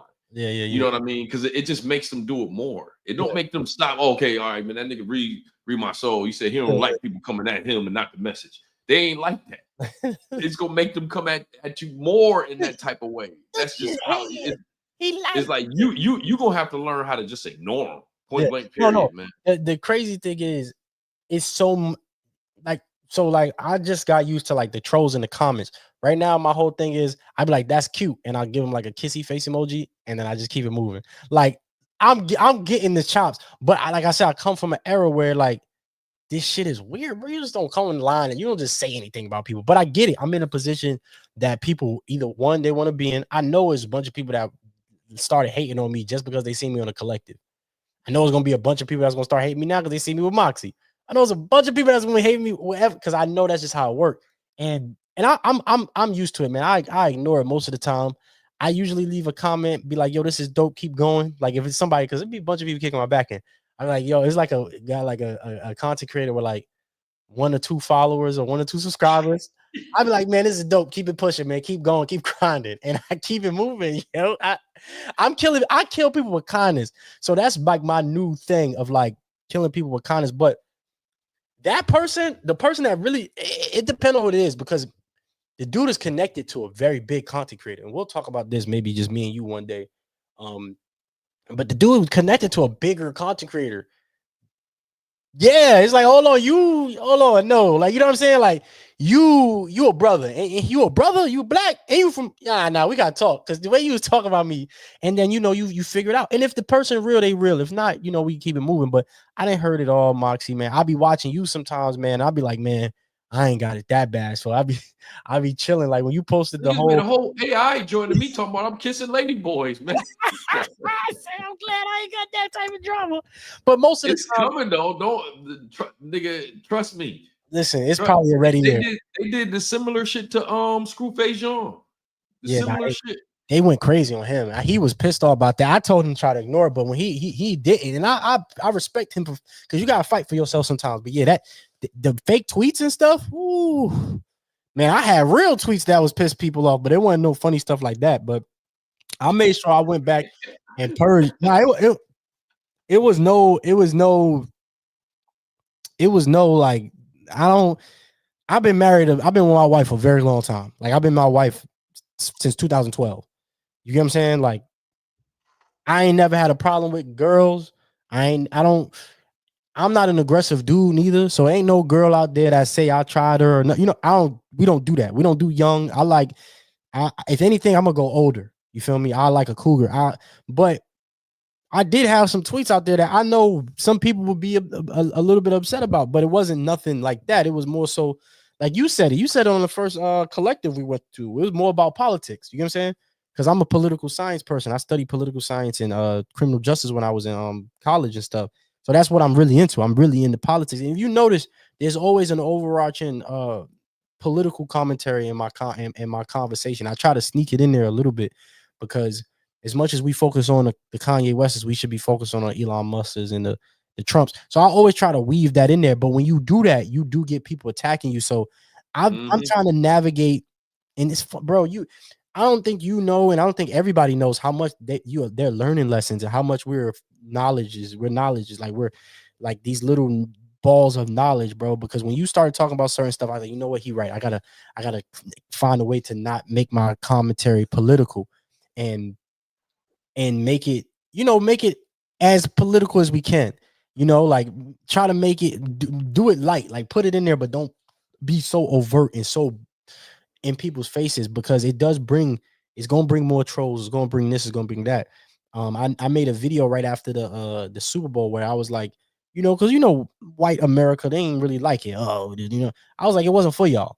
And a lot of them came and attacked me because they didn't understand that the concept of white America to me ain't always just about a white person. I live in South Carolina where Tim Scott is our representative. I don't know if you know anything about Tim Scott, but if you know Tim Scott, you know Tim Scott. You know what I'm saying? Like, so to me, yeah, that's white America. Like his thoughts is not that of Black America, or he's very corporate, say the right respectability politics type thing. So, yeah, I'm playing it, man. I basically learned a lot with old buddy, and I guess if you want to talk about it, we could talk about it. But I made a video on my members only about that yesterday, where like that's my toxic trait because I grew up in toxicity. I like chaos. I like going in your DM. I like cry. I like arguing with people. But that's the old me, the new me that probably since I turned 30 a few years ago. it's different, bro. I feel different. You was talking about it all the, like you in this weird phase in your life. You called it a midlife crisis. I don't think it's midlife. It's just maturity, it's age, it's wisdom, it's knowledge, it's the collection of all your everything you've been through is starting to really make sense. And it don't make sense, but it's starting to make sense somewhere in your brain in your life. So right now, all of the things my dad would say, my mom would say, all because I grew up, I was always around the old heads. I was raised, my brother's 5 years older than me. So I was always around knowledge in that. You know what I mean? Like yo, like I was always around those dudes talking about this. They fashion sense was different. The way they talked to girls was different. All of that is hitting me. And I literally watched myself, another version of myself, do what old Reed would do, which is not reach out, not just go and just blabber the mouth off. That's how I used to be. I'm from New York. We run our mouth. Everybody know New York City people. Yeah. I do that. You feel me? You from the city, you run your bro. When I moved down south, people was like, "You from New York?" Because I'm chill. Most of the time, I am chill. I'm laughing. I'm geeking. I'm smiling. I'm a happy New Yorker. You feel me? I'm not the yo shut the fuck up type of New York. I can be, but I'm a happy yo. What's up, yo? I like you. You know you don't got them New York dudes. Yo, that's the fly shoes. You know, always complimenting like yo, them fly. Yo, those dope. Yo, I like your hair. Where you get your. You know, always trying to engage with people and make people feel good and move. That's old New York. You feel me? That's old player New York. I come from old player. My dad is an old. He from Coney Island. He a player. Yo, them joints fly. Yo, you smell good. What's that? Let me get that. Let me get some money with you. You feel me? Like that's the type of person I am. Like, yo, let Moxy, yo, you got some money over there, What you doing in Taiwan? Let me get some money. You feel me? That's the type of person.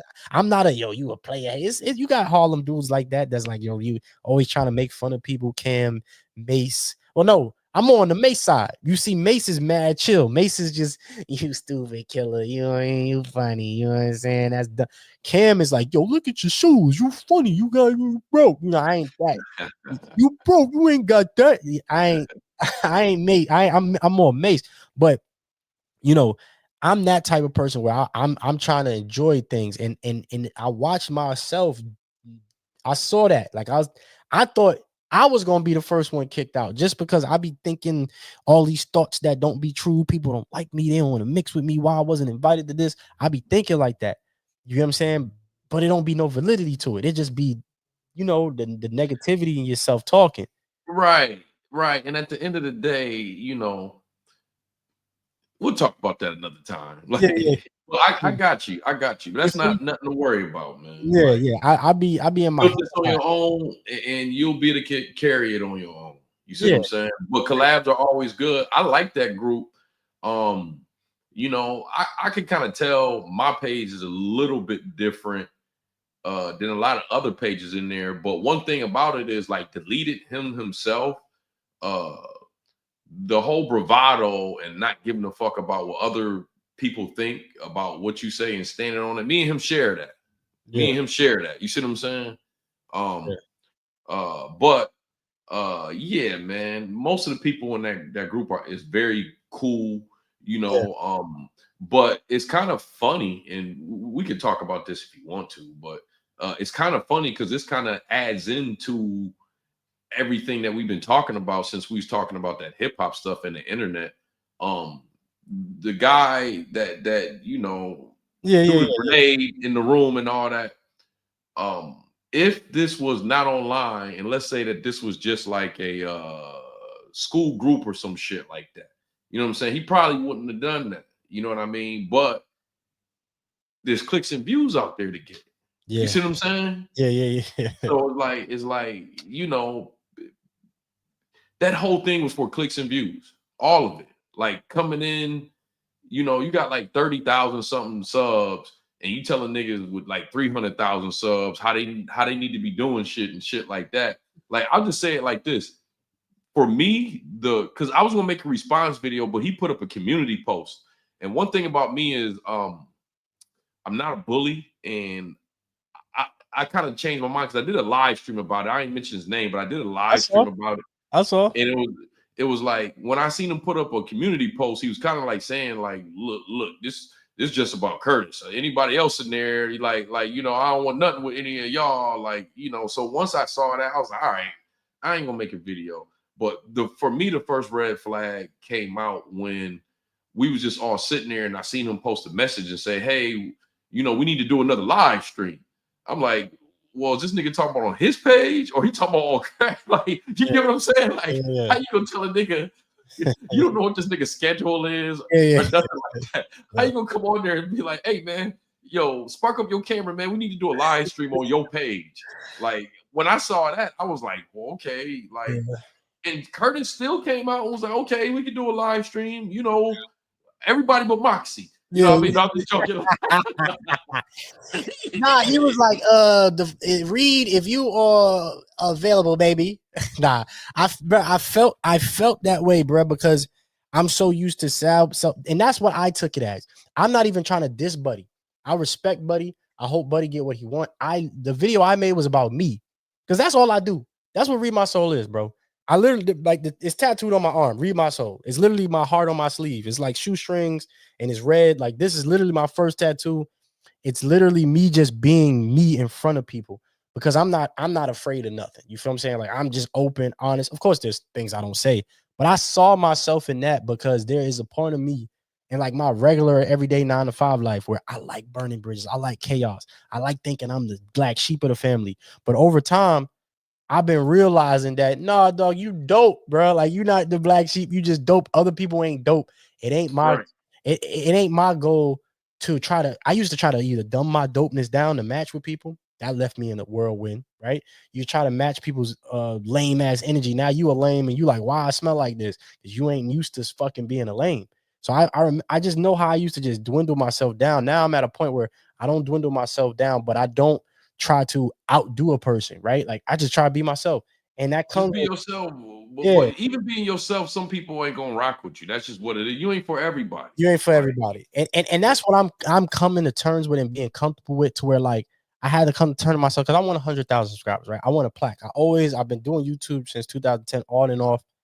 I want a plaque, right? But I'm like, bro, I still have to be accepting and be happy of like just getting 42,000 subscribers. that's a lot, man. I started off last year, 2024, with 2,000 subscribers, bro.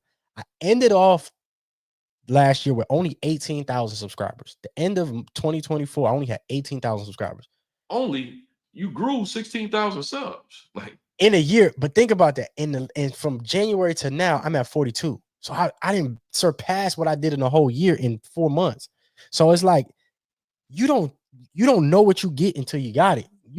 I've been knocking on this door, knocking on this YouTube door, and now I'm sitting here with Moxy. And bro, I'm just ecstatic. I'm still ecstatic. So like, maybe in the last week or two, the hangover kind of like was like, I wouldn't say the hangover, but the realization, like the the the alcohol wore off, and now I'm looking at everything that I got, and it's gonna be people coming at you. It's gonna be yeah, breakups. It's gonna be you was talking about the other day, like the whole thing tricky. The whole like the content creator is tricky, like um collabs. You was like, collabs is tricky. And yeah. I realized, and I don't want to point this person out, stay good peoples, but I don't know if that collab with a person that I did with was like a play, because come to find out, they had issues with these other people. Right. And it's like, I didn't know that. I didn't know, because I don't be paying attention to that. Like, everything Buddy did in the chat, I knew would rub somebody the wrong way. And when he asked me the day before, without any prior knowledge, I told him, because I'm a people manager. I managed people before, right? Like, I'm a supervisor. I didn't manage people. So I watch things and I observe and I keep things in the back of my mind. And everything Curtis said on his live stream is maybe with the exclusion of what I didn't know. I didn't know about this. I didn't know about that. I told him. And that's only because I saw the chat. But a lot of the stuff outside, I don't be paying attention to. I don't pay attention to this content creator said this or beefing with that. I don't be paying attention to that, because that's not what I'm here for. That's not what I'm in it for. I like drama just like the next person, but I'm more so in it for this. I'm more so in it to link with Moxy, to link with Curtis, to link with Moni, to link with Big Zoe.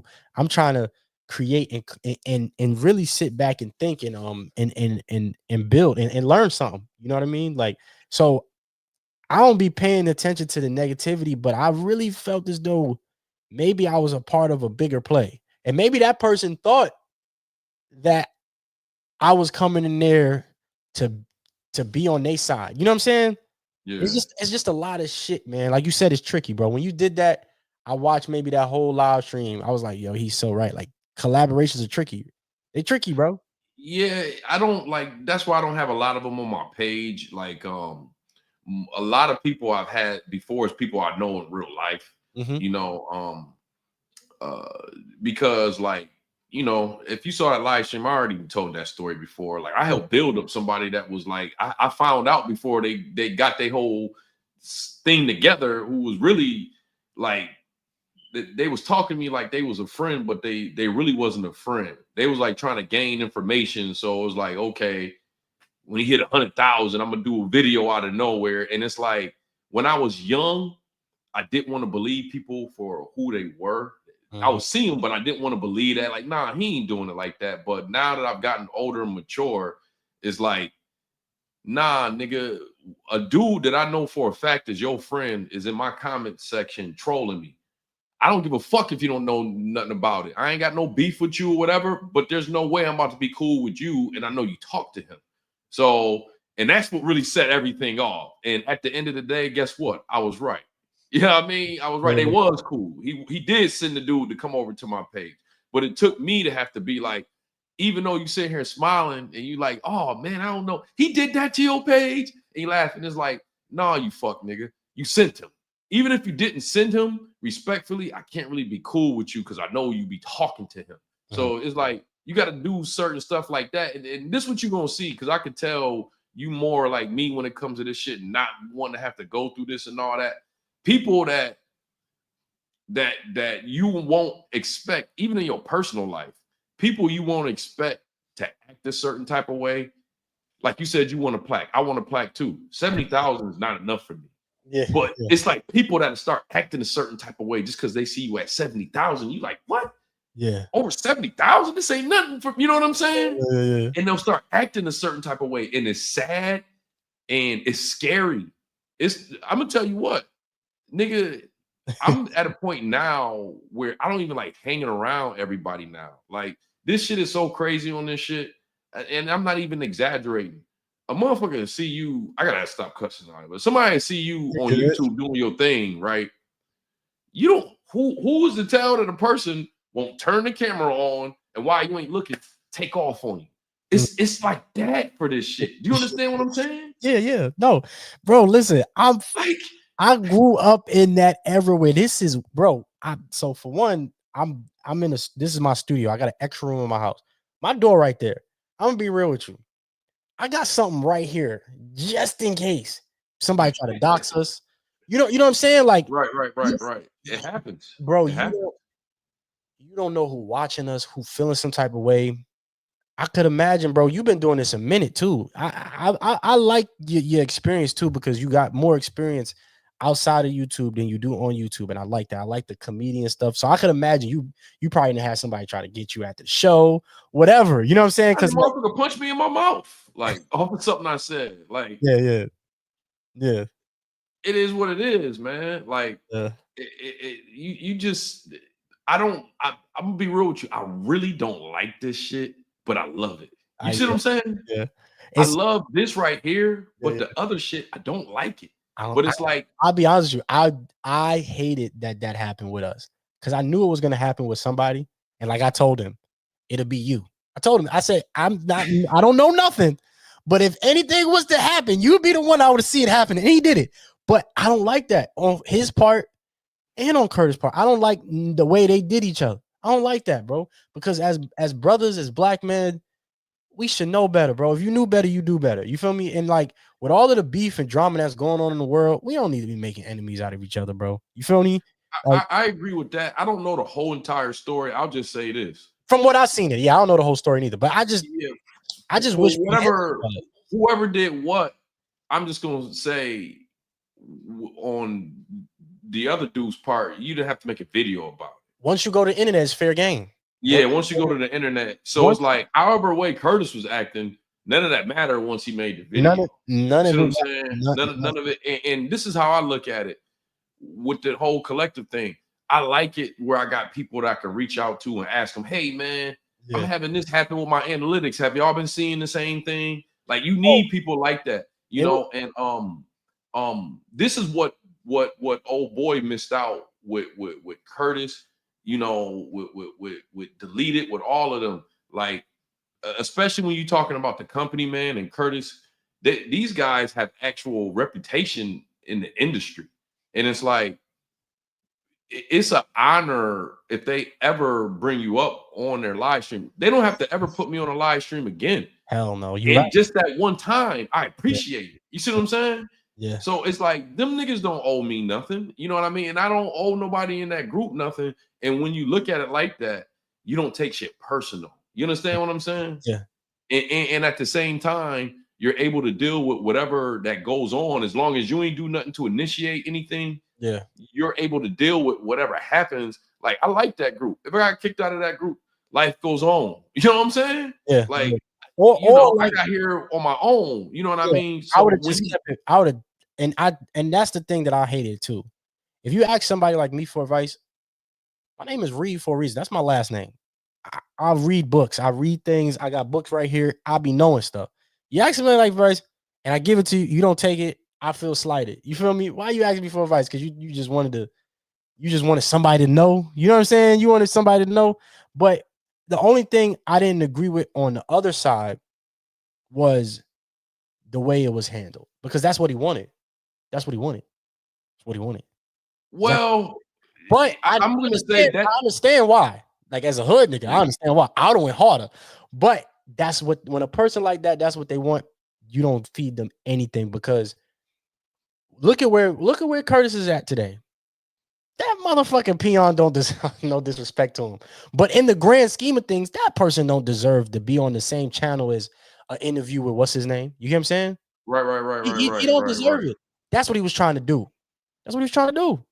Well, but once you go to the internet, remember I said it's certain situations that do need a response.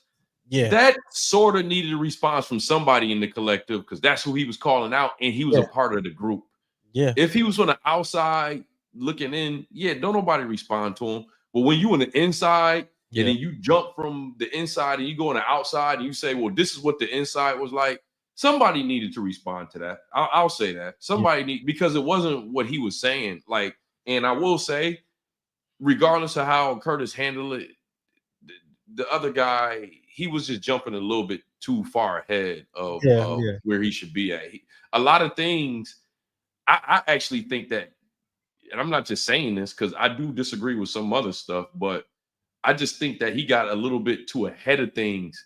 And it's like, man, you can't, like, we all in here chilling, everybody working, we all doing videos, and one of the niggas with the lowest amount of subs come out and say, hey, man, we need to be doing a live stream. What's going on? Nigga, you need to humble yourself and chill out. When they ready to do a live stream, they'll come out and say who they want to do the live stream with and all that. You just wait. It's like that's somebody that's it's all clout, dogs. That was all clout. And that's that's the reason why I'm upset about the whole thing, because that shit was a clout play, man. But I get it. You're right. I get it. I get it. It's consequences for everything. And you'd be stupid to collab if you knew what happened, whether you in the collective or not. You'd be stupid to collab with him after that. Like, no. I'm talking about people that's not in the collective. You see how he handled that whole thing. It's like, and like the one part where he on there, I knew, that was weird. That was weird. No, you know what it was, man. It was like you hit me up, and I was like, damn, what about my energy? Because people always do this to me, Moxy. It's something about my energy where people, they want to get something off. They want to tell. They want, I want to know how you. And I'd be like, man, don't come to me with this. I don't want to know nothing. Like, leave me out of it. But you come to me, bro, and I give you everything. He had to play. He literally had. The universe works in mysterious ways. This is what I'm upset about more than anything. I don't care. I'm low key glad in a grand scheme of things because he's still playing it out. I'm glad Curtis hit him where it hurt because he probably would have continued to do more, right? Like he probably would have tried to go to the level to where he got him to do it. So I understand it. I just, as a human, I'm just like, man, Curtis, you too big for this. You get what I'm saying? Like, I'm not saying don't do it. I'm just saying, like, dang, Kurt, you know, as a homeboy, like as an admirer, as a youngin, it's like, man, I wish you would have just left that motherfucker alone. But I get it. You get what I'm saying? Like, just as me, just like as if I was to talk to him privately, I'm like, man, Kurt, man, that you know that you kind of beat that kid up. I get it. But you come to me for advice. I give you the play. The man had the playbook. I didn't know. I didn't speak. I don't speak to Deleted. I didn't speak to Curtis on behind the scene. I ain't know nothing. He came to me, man. I was clicked out. I'm like, oh, okay, cool. I thought you would be. You get what I'm saying? And I thought he would be because his energy. Just like I told him, this is what I saw. This is what I saw. This is what I saw. This is what I saw. Most of that stuff is what was said. So it's like you had the playbook. You had information. Then you told me one thing. You said I sounded like your significant other. You should always listen to the women, dog. You should always listen to the women, bro. I ain't gonna say that, but I got you now. But no. But if that's your wife, that's you stupid. He said you should. If that's your wife, and you asking her for advice, and then another dude be like, yo, and they don't talk to your wife, back it up. You might want to listen to your wife. She might be right. But this is the wrong day to do it. Everything happens for a reason, man. And I just don't like that. That's the hard part of movies for me, man, because I'm a human, man. I try to move as a human, but you know, you can't please everybody. Everything ain't for everybody. And as I'm getting older, I'm realizing that. And that's kind of like, I guess that's life kind of like, I wouldn't say hardening me, but like showing me like, dog, you can't say that. What if you was, I looked at it from his perspective. What if you was Curtis? How would you have reacted? I was like, all right, cool. So at the end of the day, man, I think everybody did what they were supposed to do or what they wanted to do. And that's what I'm happy about. You know, I love being in that group. I'm nervous about it just because, like, what you nervous for? I'm nervous because success is scary, bro. I feel you on that. Success is a large reason why people aren't successful. And I think a large reason why Buddy did what he did is because he wasn't ready for that. That's scary, bro. Being around. Trying to force it. I'm gonna tell you like this: when he hit you up, you know what that was about. I don't know if you realize it because he went and did it anyway after he hit you up. Correct? He already knew that he was gonna do that. He was just gonna see how you feel. Like he obviously he rocked with you. You know what I'm saying? Yeah. So him hitting you up was basically to see what your perspective was going to be of him doing that. He was already going to do it. That was a whole clout play. That whole thing was a clout play. And I will add that I do understand why Curtis responded. Once again, it goes back to what I was saying. It's just like this. Me and you right now doing a live stream. I just got finished telling you majority of people that say shit about me or whatever, make a video about me, I don't respond to them. Now, if next week, for whatever reason, you make a bad video about me, I got to respond to it. You know why? Yeah. I was just on a live stream with this nigga last week. So I can't have other people thinking that, okay, I'm collabing with people, and then a week later, look what this nigga is doing. You see what I'm saying? So it's like, it must be something wrong with Moxy. No, I can't stop all the lies. But what I can do, I can at least come out and say, yo, this is not what happened between me and this person. If you want to believe it, go ahead and believe it. But I have to say A, B, and C happened, you know, because you just seen me on a live stream with this dude last week. You see what I'm saying? So, you know, that's why I think he had to say something. You know what I mean? It's not my group. Me personally, I wouldn't add anybody else to that group for right now, especially after that, because people can come in with the wrong intentions. You know, one bad apple don't mess up the tree. Ain't that what they say? You know what I'm saying? I think it's a great group for collabing and what we doing now. And look, man, most of the people in that group is black. It's a couple white people in there, and that's cool. But most of the people in there is black, and that's what we supposed to be doing as a community. Supposed to be helping build each other up. You know what I'm saying? I like that I have people that got more subs than me, got less subs than me, or got around the same amount of subs than me that I can ask for advice. It's some certain things that I can talk to you about because you're a YouTuber that ain't nobody gonna know what the fuck is going on or how it feels. You know what I'm saying? It's a nigga out here that I put on my live stream one time. You know what I'm saying? And the chat roasted his ass off at his joint, right? Every time I see him, it's a problem. Like every time I see him, it's a problem. And it's like, dude, like he just saw me the other day and was just like, Moxy, I want to tell you something. You know, I can tell how you walk where you think you the shit. I just want to let you know I could probably get more bitches than you. I'm like, where the fuck this come from? Like, is it because they roasted your ass off of my live stream? And I had to tell the dude, like, nigga, I don't care how many bitches you get or what. Like, why would I even care about that? The whole I can get more bitches than you think is like the yo. If somebody say that to me right now, I'll be like, yo, dog. I'll be like, yo, have a good day. I'm like, yo, God bless. I keep it. That's exactly what I told him. Yo, God That's funny bless. you said that because he kept going on with it. You know what I said? I was like, yo, I'm about to go to this other bar and all that, and I just want to say that I agree with you. That's what I told him. I was like, yo, I agree with you. You got it, dog. I agree with you. You know what I mean? But I gotta go. That's what I told him. I gotta go. Hey, we got Screwface John in the house. What's up with you, man?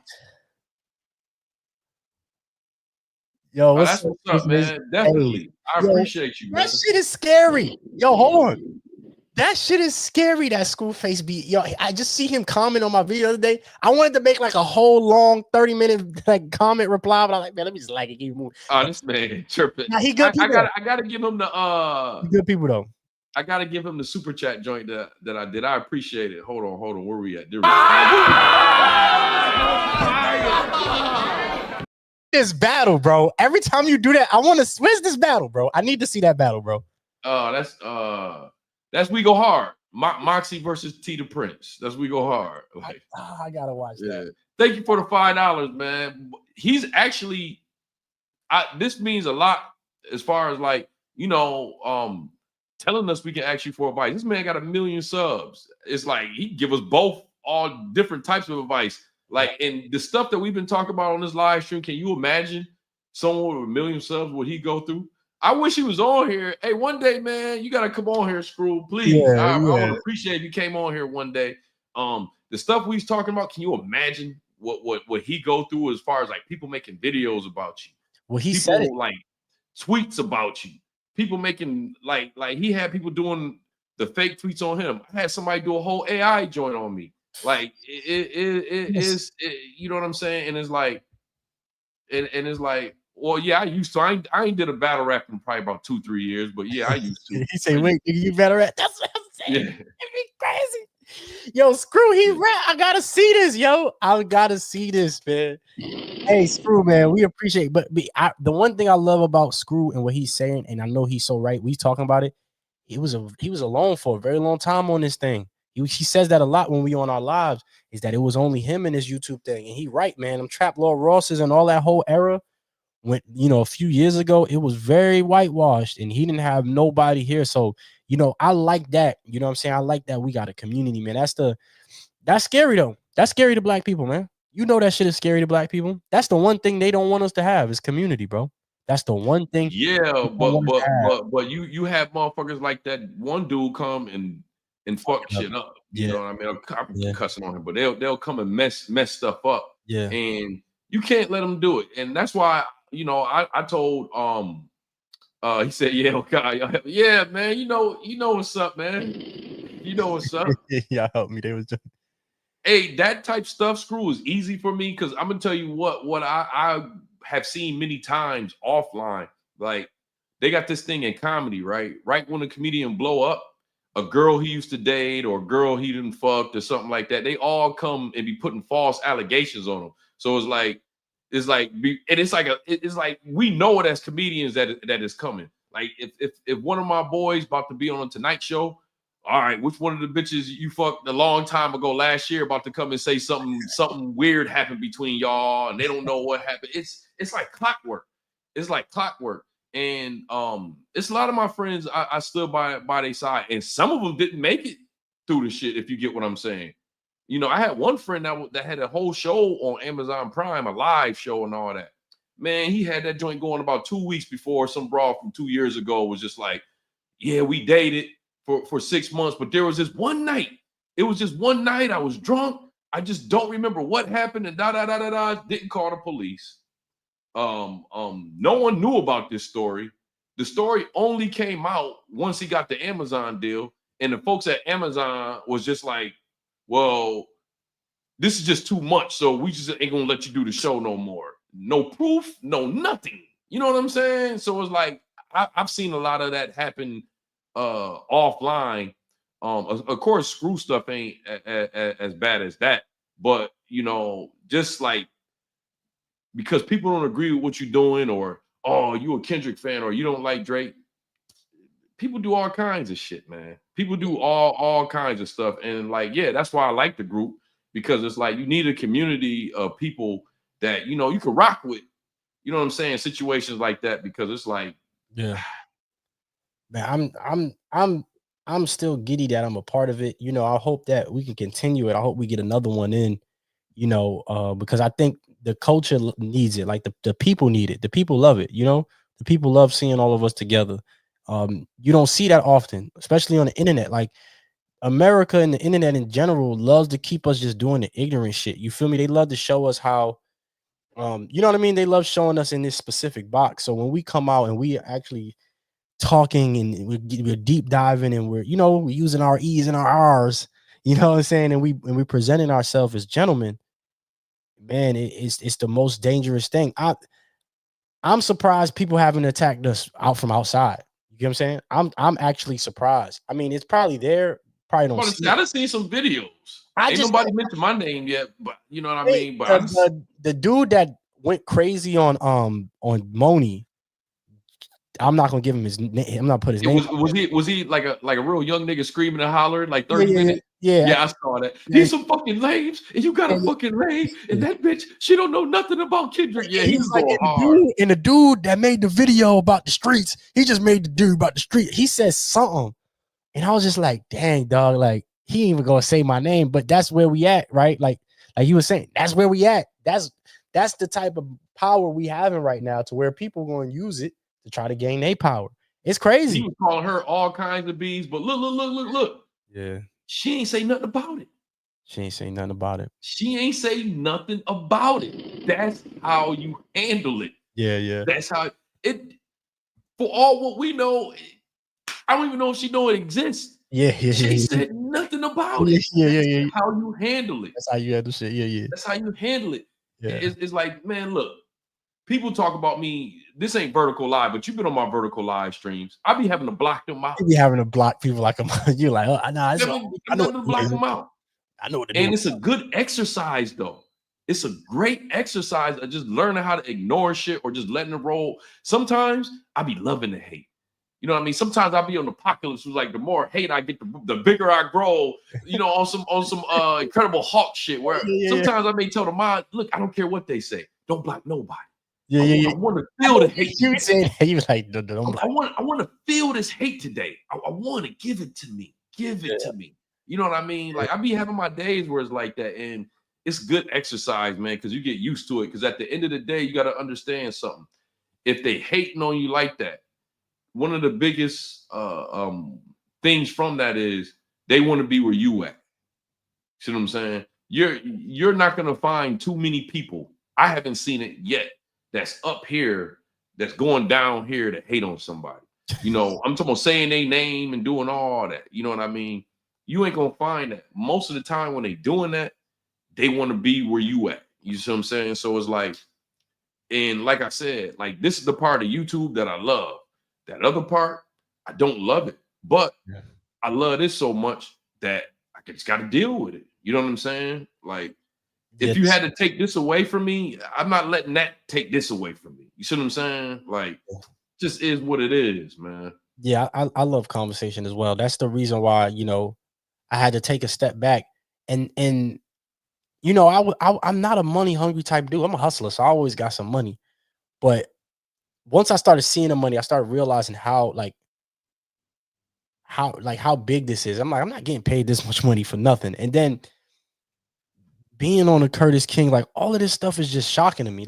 Being able to like talk to Screw, even like Professor Sky. I love weird guys like Professor Sky and FD Signifier and all of this. This like you said, this is the part that I like.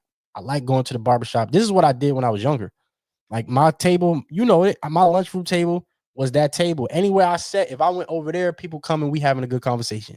We talking about sports, we talking about Braun, we talking about hip hop, we talking about this, we talking about that. And that's just always been the best part of it. Now, I don't like what happens after that, because you know, sometimes you talking about a girl, sometimes you talking about somebody, and then somebody go say something, and then yeah, all of that extra shit come. And then it's like, well, D, it was at your locker. It's like, I would, it was like, why you? It was at your locker. You was the one saying it. They said you, all right. But come with the territory. When you got attention and energy, man, people want some of it, man. People energy vampires. That's what I look at it as. Is that now with the attention is energy. People want to suck your energy. People want your energy, and they want a reaction out of you. So now I don't put books in the chats no more. Now I don't go back and forth with people. I'll be like, yo, thank you, that's dope. I comment sometimes here and there, but most of the time I stay out the way, because you start to become a lick. Now I'm a lick. You feel me? Now I'm a lick. Yeah. Now I'm a lick. Now I'm a hit for somebody to get. And I don't want that, because you know I like this, man. Like what old buddy did, man. I ain't like that shit, man, because that's not what we in it for. You know what I'm saying? That's I believe you got more subs than he got. Yeah, no, I do. That's what it be about. I talked to you about this off the screen, but that situation with the money, I didn't realize it, but he definitely was doing that. Like I didn't realize it, and I don't want to put him out there in a negative way or whatever, because he probably still ultra sensitive about the situation. But I didn't realize it. But yeah, it was some other stuff that he done that made me look at it in reverse and be like, oh, okay, cool. You know what I'm saying? But he got me messed up and started thinking about the cash for a little bit. Not about even the lives and nothing like that, but about what I was doing with my channel. You get what I'm saying? Like it just made me, it was something that was said to me, not in a, I don't think it was a bad way, but it was like a, now that I look at it, it might have been, but at the time I look at it as motivation. Most of the time, I don't be paying attention to people's evil intentions, because I'm from Harlem. You feel me? And I moved to the South. I don't care. You're not gonna stop my hustle. So I don't be looking at it that way. I don't be looking at it like that. But then I look back at it like, oh, this man was probably being funny. You know what I'm saying? Like in a type of way. And it didn't make sense to me until everything was played out that way. And I was like, oh, wait, this is why it was. But he got me on a kick of like, man, I should focus on memberships or this, that, and the third. You know, I literally just came up with a board today. Like I got a whiteboard in my office. You know what I'm saying? Like I'm still building this thing. This thing just happened like that. I was thinking about it for years, making it happen. And then in the last few months, I'm at 42,000. Now I'm like, whoa. You know what I'm saying? Like, right. I respect all of this. Like, the video that I made was about me. I felt as though I had to make a response video because it played into my life, but it wasn't a response video, and it wasn't about any of them. It was about how it played into how I see things. But I'm still trying to, like, I want this thing. Like, Moxy, bro, I want this shit, bro. I want to be doing, if Justin gonna do Culture United on a live stage, I want to be there. I don't care if I'm behind the scenes. I don't care if I'm bringing up the topics. I don't care if I'm the moderator. I don't care if I'm just got exclusive access to go see it. You feel me? I don't care. I want this thing. I always wanted to have like this MTV type show, BET 106 and Park type show where we debate Fridays. We do like I'm building it on my page, but I definitely wanted to be in real life, and I want us to connect. And I love what Curtis is doing with these interviews. I love this shit, man. I want this. Killing it. Bro, he been that's the motivation. Curtis is why I started going so hard. Curtis made a video about, yo, stop worrying about having the best camera. Stop worrying about having the best this. Stop worrying about, just do it. You losing to the guy that's just doing it with the less camera, and you just sitting there. And I was like, yo, that's more. Curtis was, and this is before I knew him. This is before, because I've been kind of chummy with the company man for some years. Like I was just a fan, then we added each other, then we'll message each other, and then, you know, we got each other's number and stuff like that. But I didn't know they was connected, but I looked at that. I started watching his lives after that. Then I started going harder. Then the beef started happening, and then it's like, ooh, now I'm on his live. Now I'm with Moxy. You feel what I'm saying? Now this shit is like, it's still my mind is still trying to grasp it. So I've been trying to figure out how to not to do what Buddy do. He a learning lesson to me. I don't think you're capable of doing. You can kind of feel those people out. Yeah, sometimes it might take a while. I just say it like this. Just think of Moni. See how she handled it when that dude was calling her all kind of bees and all kind of stuff on there. I was like, damn, man. Like, yeah. Because that's disrespectful. Like, that's disrespectful to like the way we was raised. Like you don't talk to women like that. You know what I'm saying? Like we don't just do ignore him. that, like on some But no, She handled that real well. Like, I don't mean it like in a I'm gonna do that, but it's a learning lesson to learn. Like you saw that and you matured from that. You not the old you. You the new you. You know that you got to you get to a point where you like, am I the new me or am I the old me? You know, because you so used to the old you. That's what made you who you is. That's got you here. So now you like, no, I'm this new person. I ain't trying to make enemies for no reason. You know, I'm not trying to burn bridges and do all of that shit. Nah, you don't.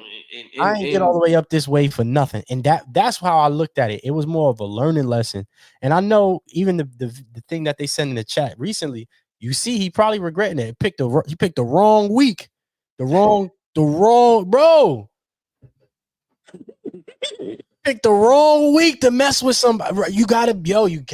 Yeah. I just wish people listen to me. That is why I'm pissed at. A lot of my homies and a lot of the people around me, they call me DR. I'm the doctor because my first name D, my last name is Reed. So like I've always been a doctor. Even when I was younger, grown ass people on the New York City bus will come up to me and tell me fucking everything. Moxy, people will come up to me, grown women. I'm 7 years, 8 years old, going, on a city bus, trying to go to 3rd grade, 4th grade, 5th.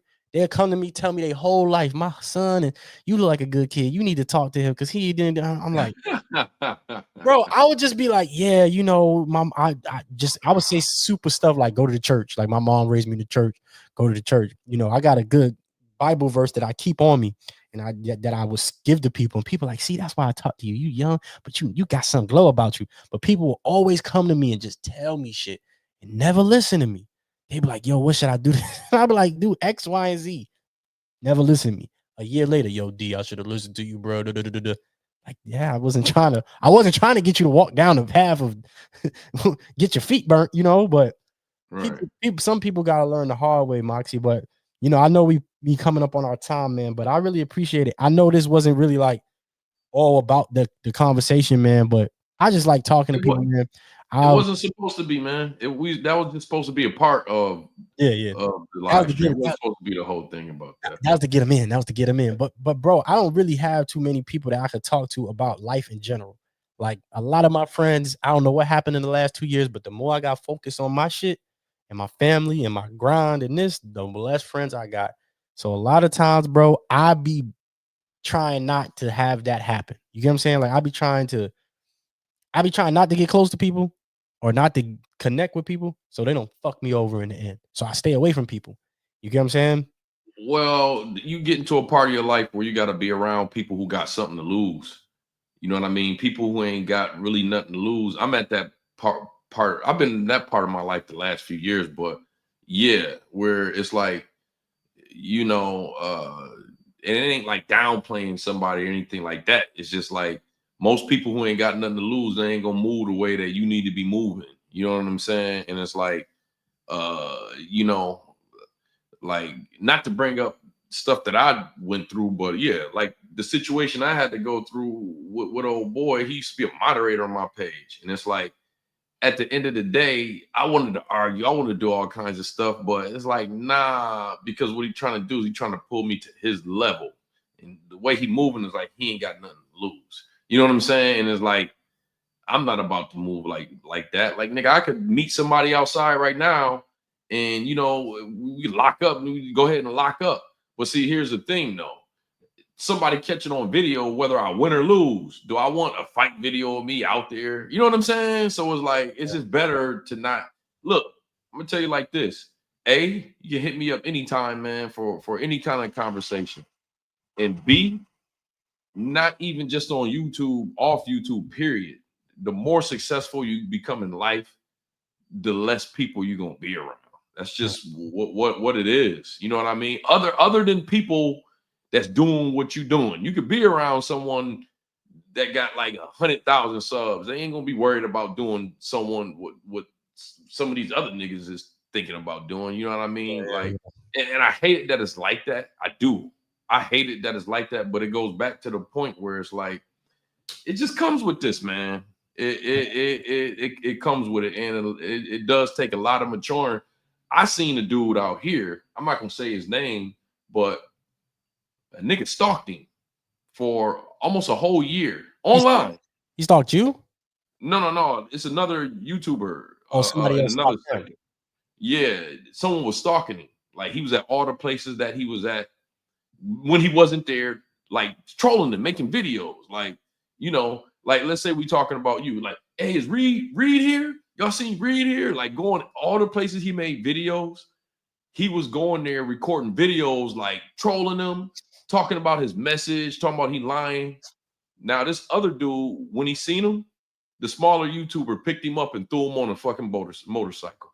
Like, and that's always online. It's never going offline anymore. It's going to always be online. And the thing about it is, this dude didn't even have 2,000 subs, and this guy had 112,000 subs. Why even entertain it? You see what I'm saying? Yeah.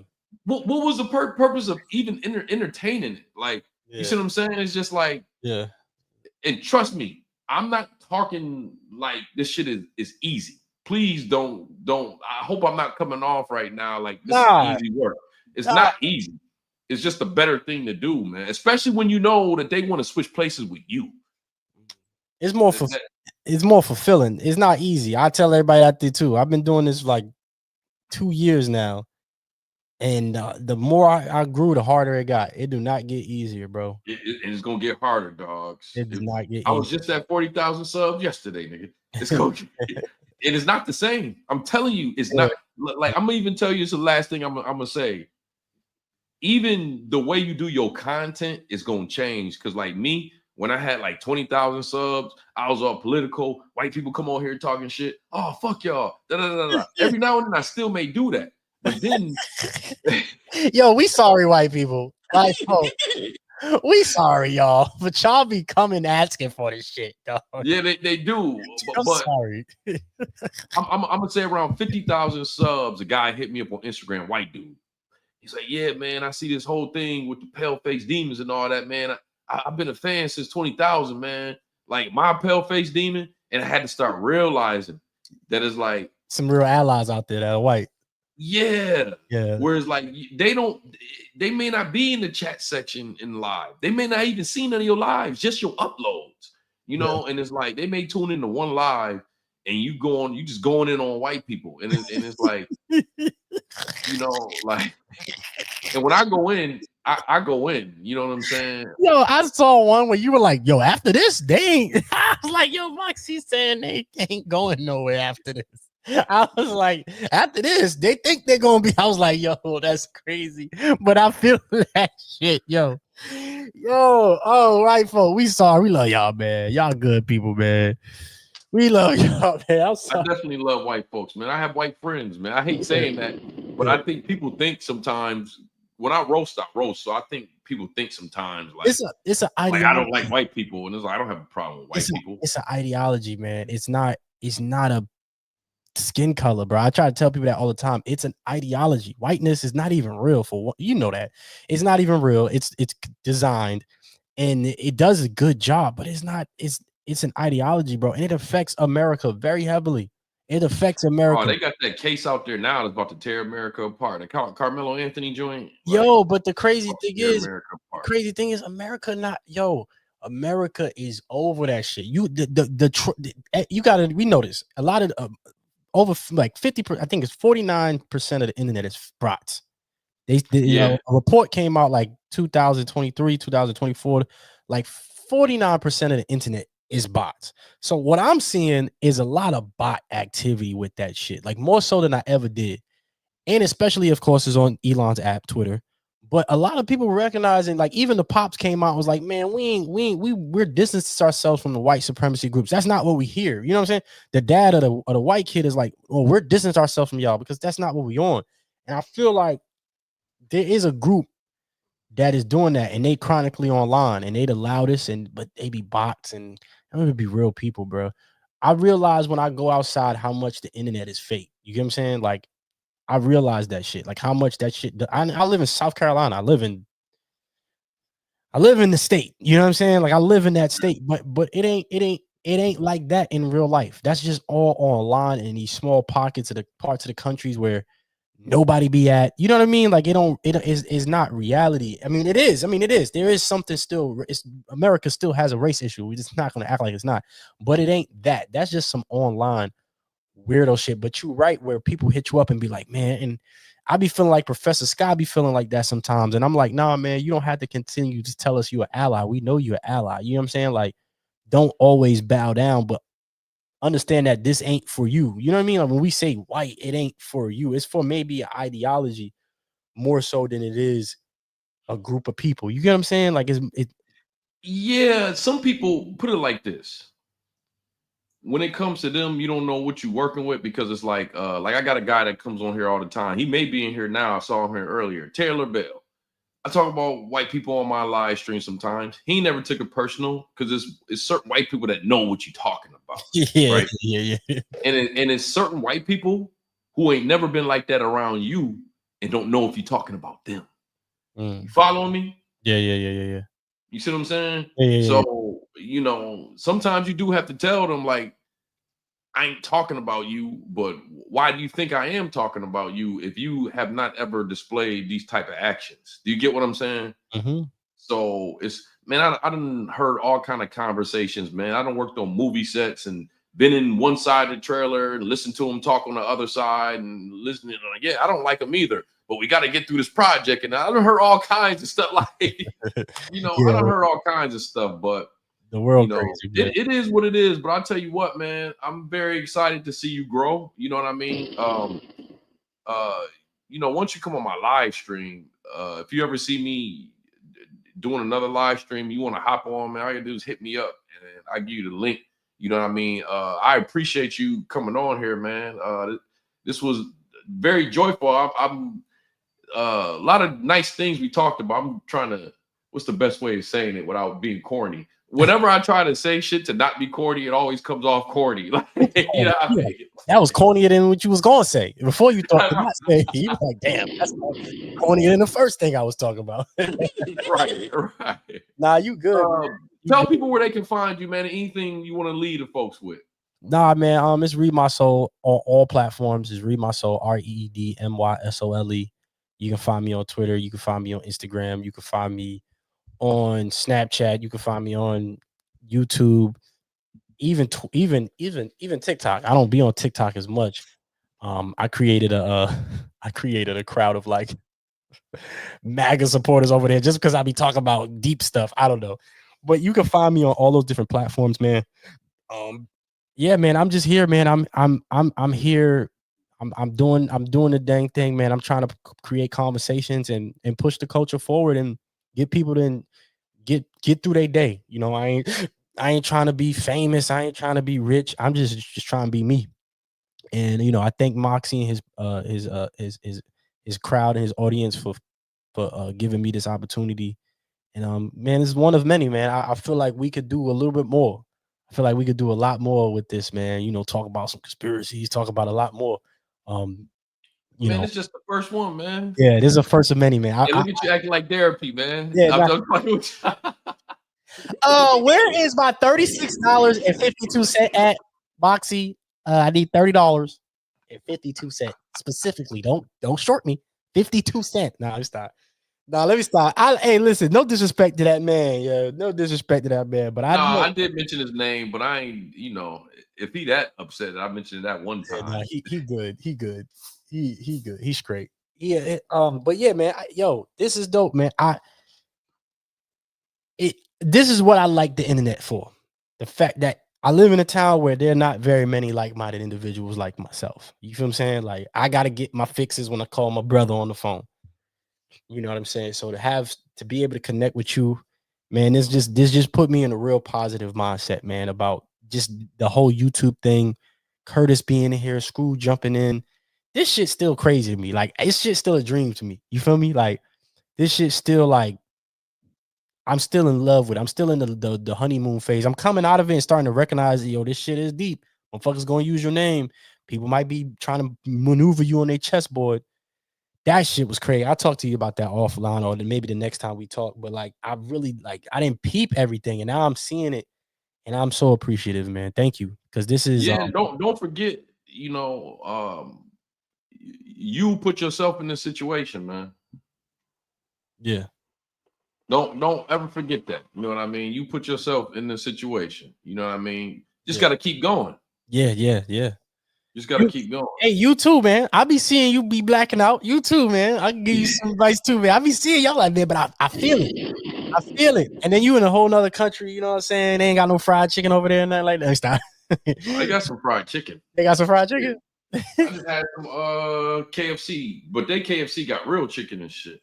They old school KFC. It's probably way better for you too. You probably Hey, look how skinny I am. I ain't never been this skinny, but this is healthy though. This is like no body fat. I ain't got no body fat whatsoever. I just put on the most weight I ever did in my life the last like 2 weeks, bro. Honestly, bro, I never been able to get weight like my grown man body here. Everything changing, man. Moxy, I appreciate this, man. Like I literally was like, yo, I'm getting. My wife looked at me like, yo, you finally becoming a man. I was like, you know what I'm saying? Hey, you know, you know what I'm saying?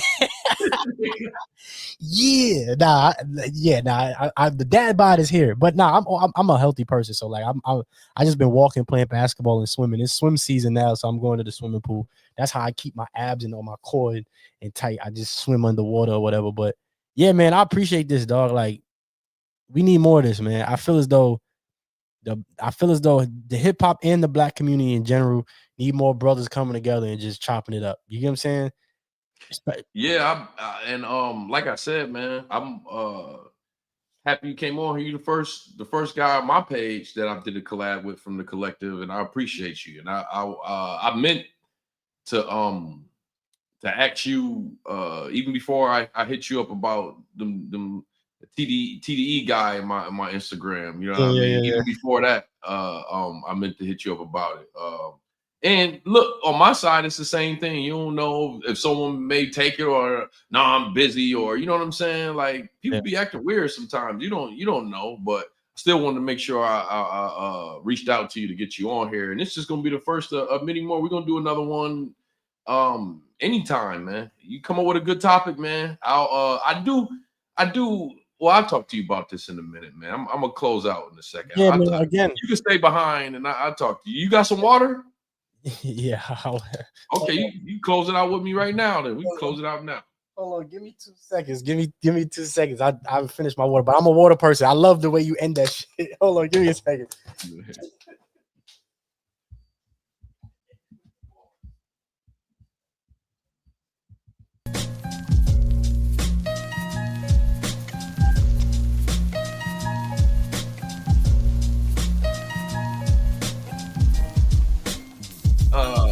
So until Reed come back, I'd like to tell y'all I appreciate y'all. I be wanting to do more live streams, y'all, but y'all know, man, the documentary shit. But y'all also do know I do be doing vertical live streams, but it ain't the same as the horizontal. It's not the same as the horizontal. So when I go to Vietnam, I'm gonna be in Vietnam in another week and a half. I should be. I only got, because where I'm at now in Thailand, y'all, I got a lot of friends here. Well, I got a couple friends here. When I go to Vietnam, I ain't got no friends out there, so I should be doing a lot more live streams in Vietnam. You know what I mean? Jade Unknown said I haven't heard this in a second, man. Yeah, this is my boy Chilion gave me this beat. I don't have the other guy work on my page anymore, so I do gotta buy some more beats and some more songs, man. But it is what it is. You got your water, Reed? Yes, sir. Thank you for having me, brother. I appreciate you for coming on here. Pause. I'm supposed to say that. Anyways, we appreciate y'all for tuning in. Y'all make sure y'all go follow Reed My Soul. Y'all gonna see him on here again, so make sure y'all follow him so you be a subscriber by the next time he come on here. But anyways, you know how we like to end our videos over here at Moxy Approved, right? With that water. See you here next time on Moxy Approved.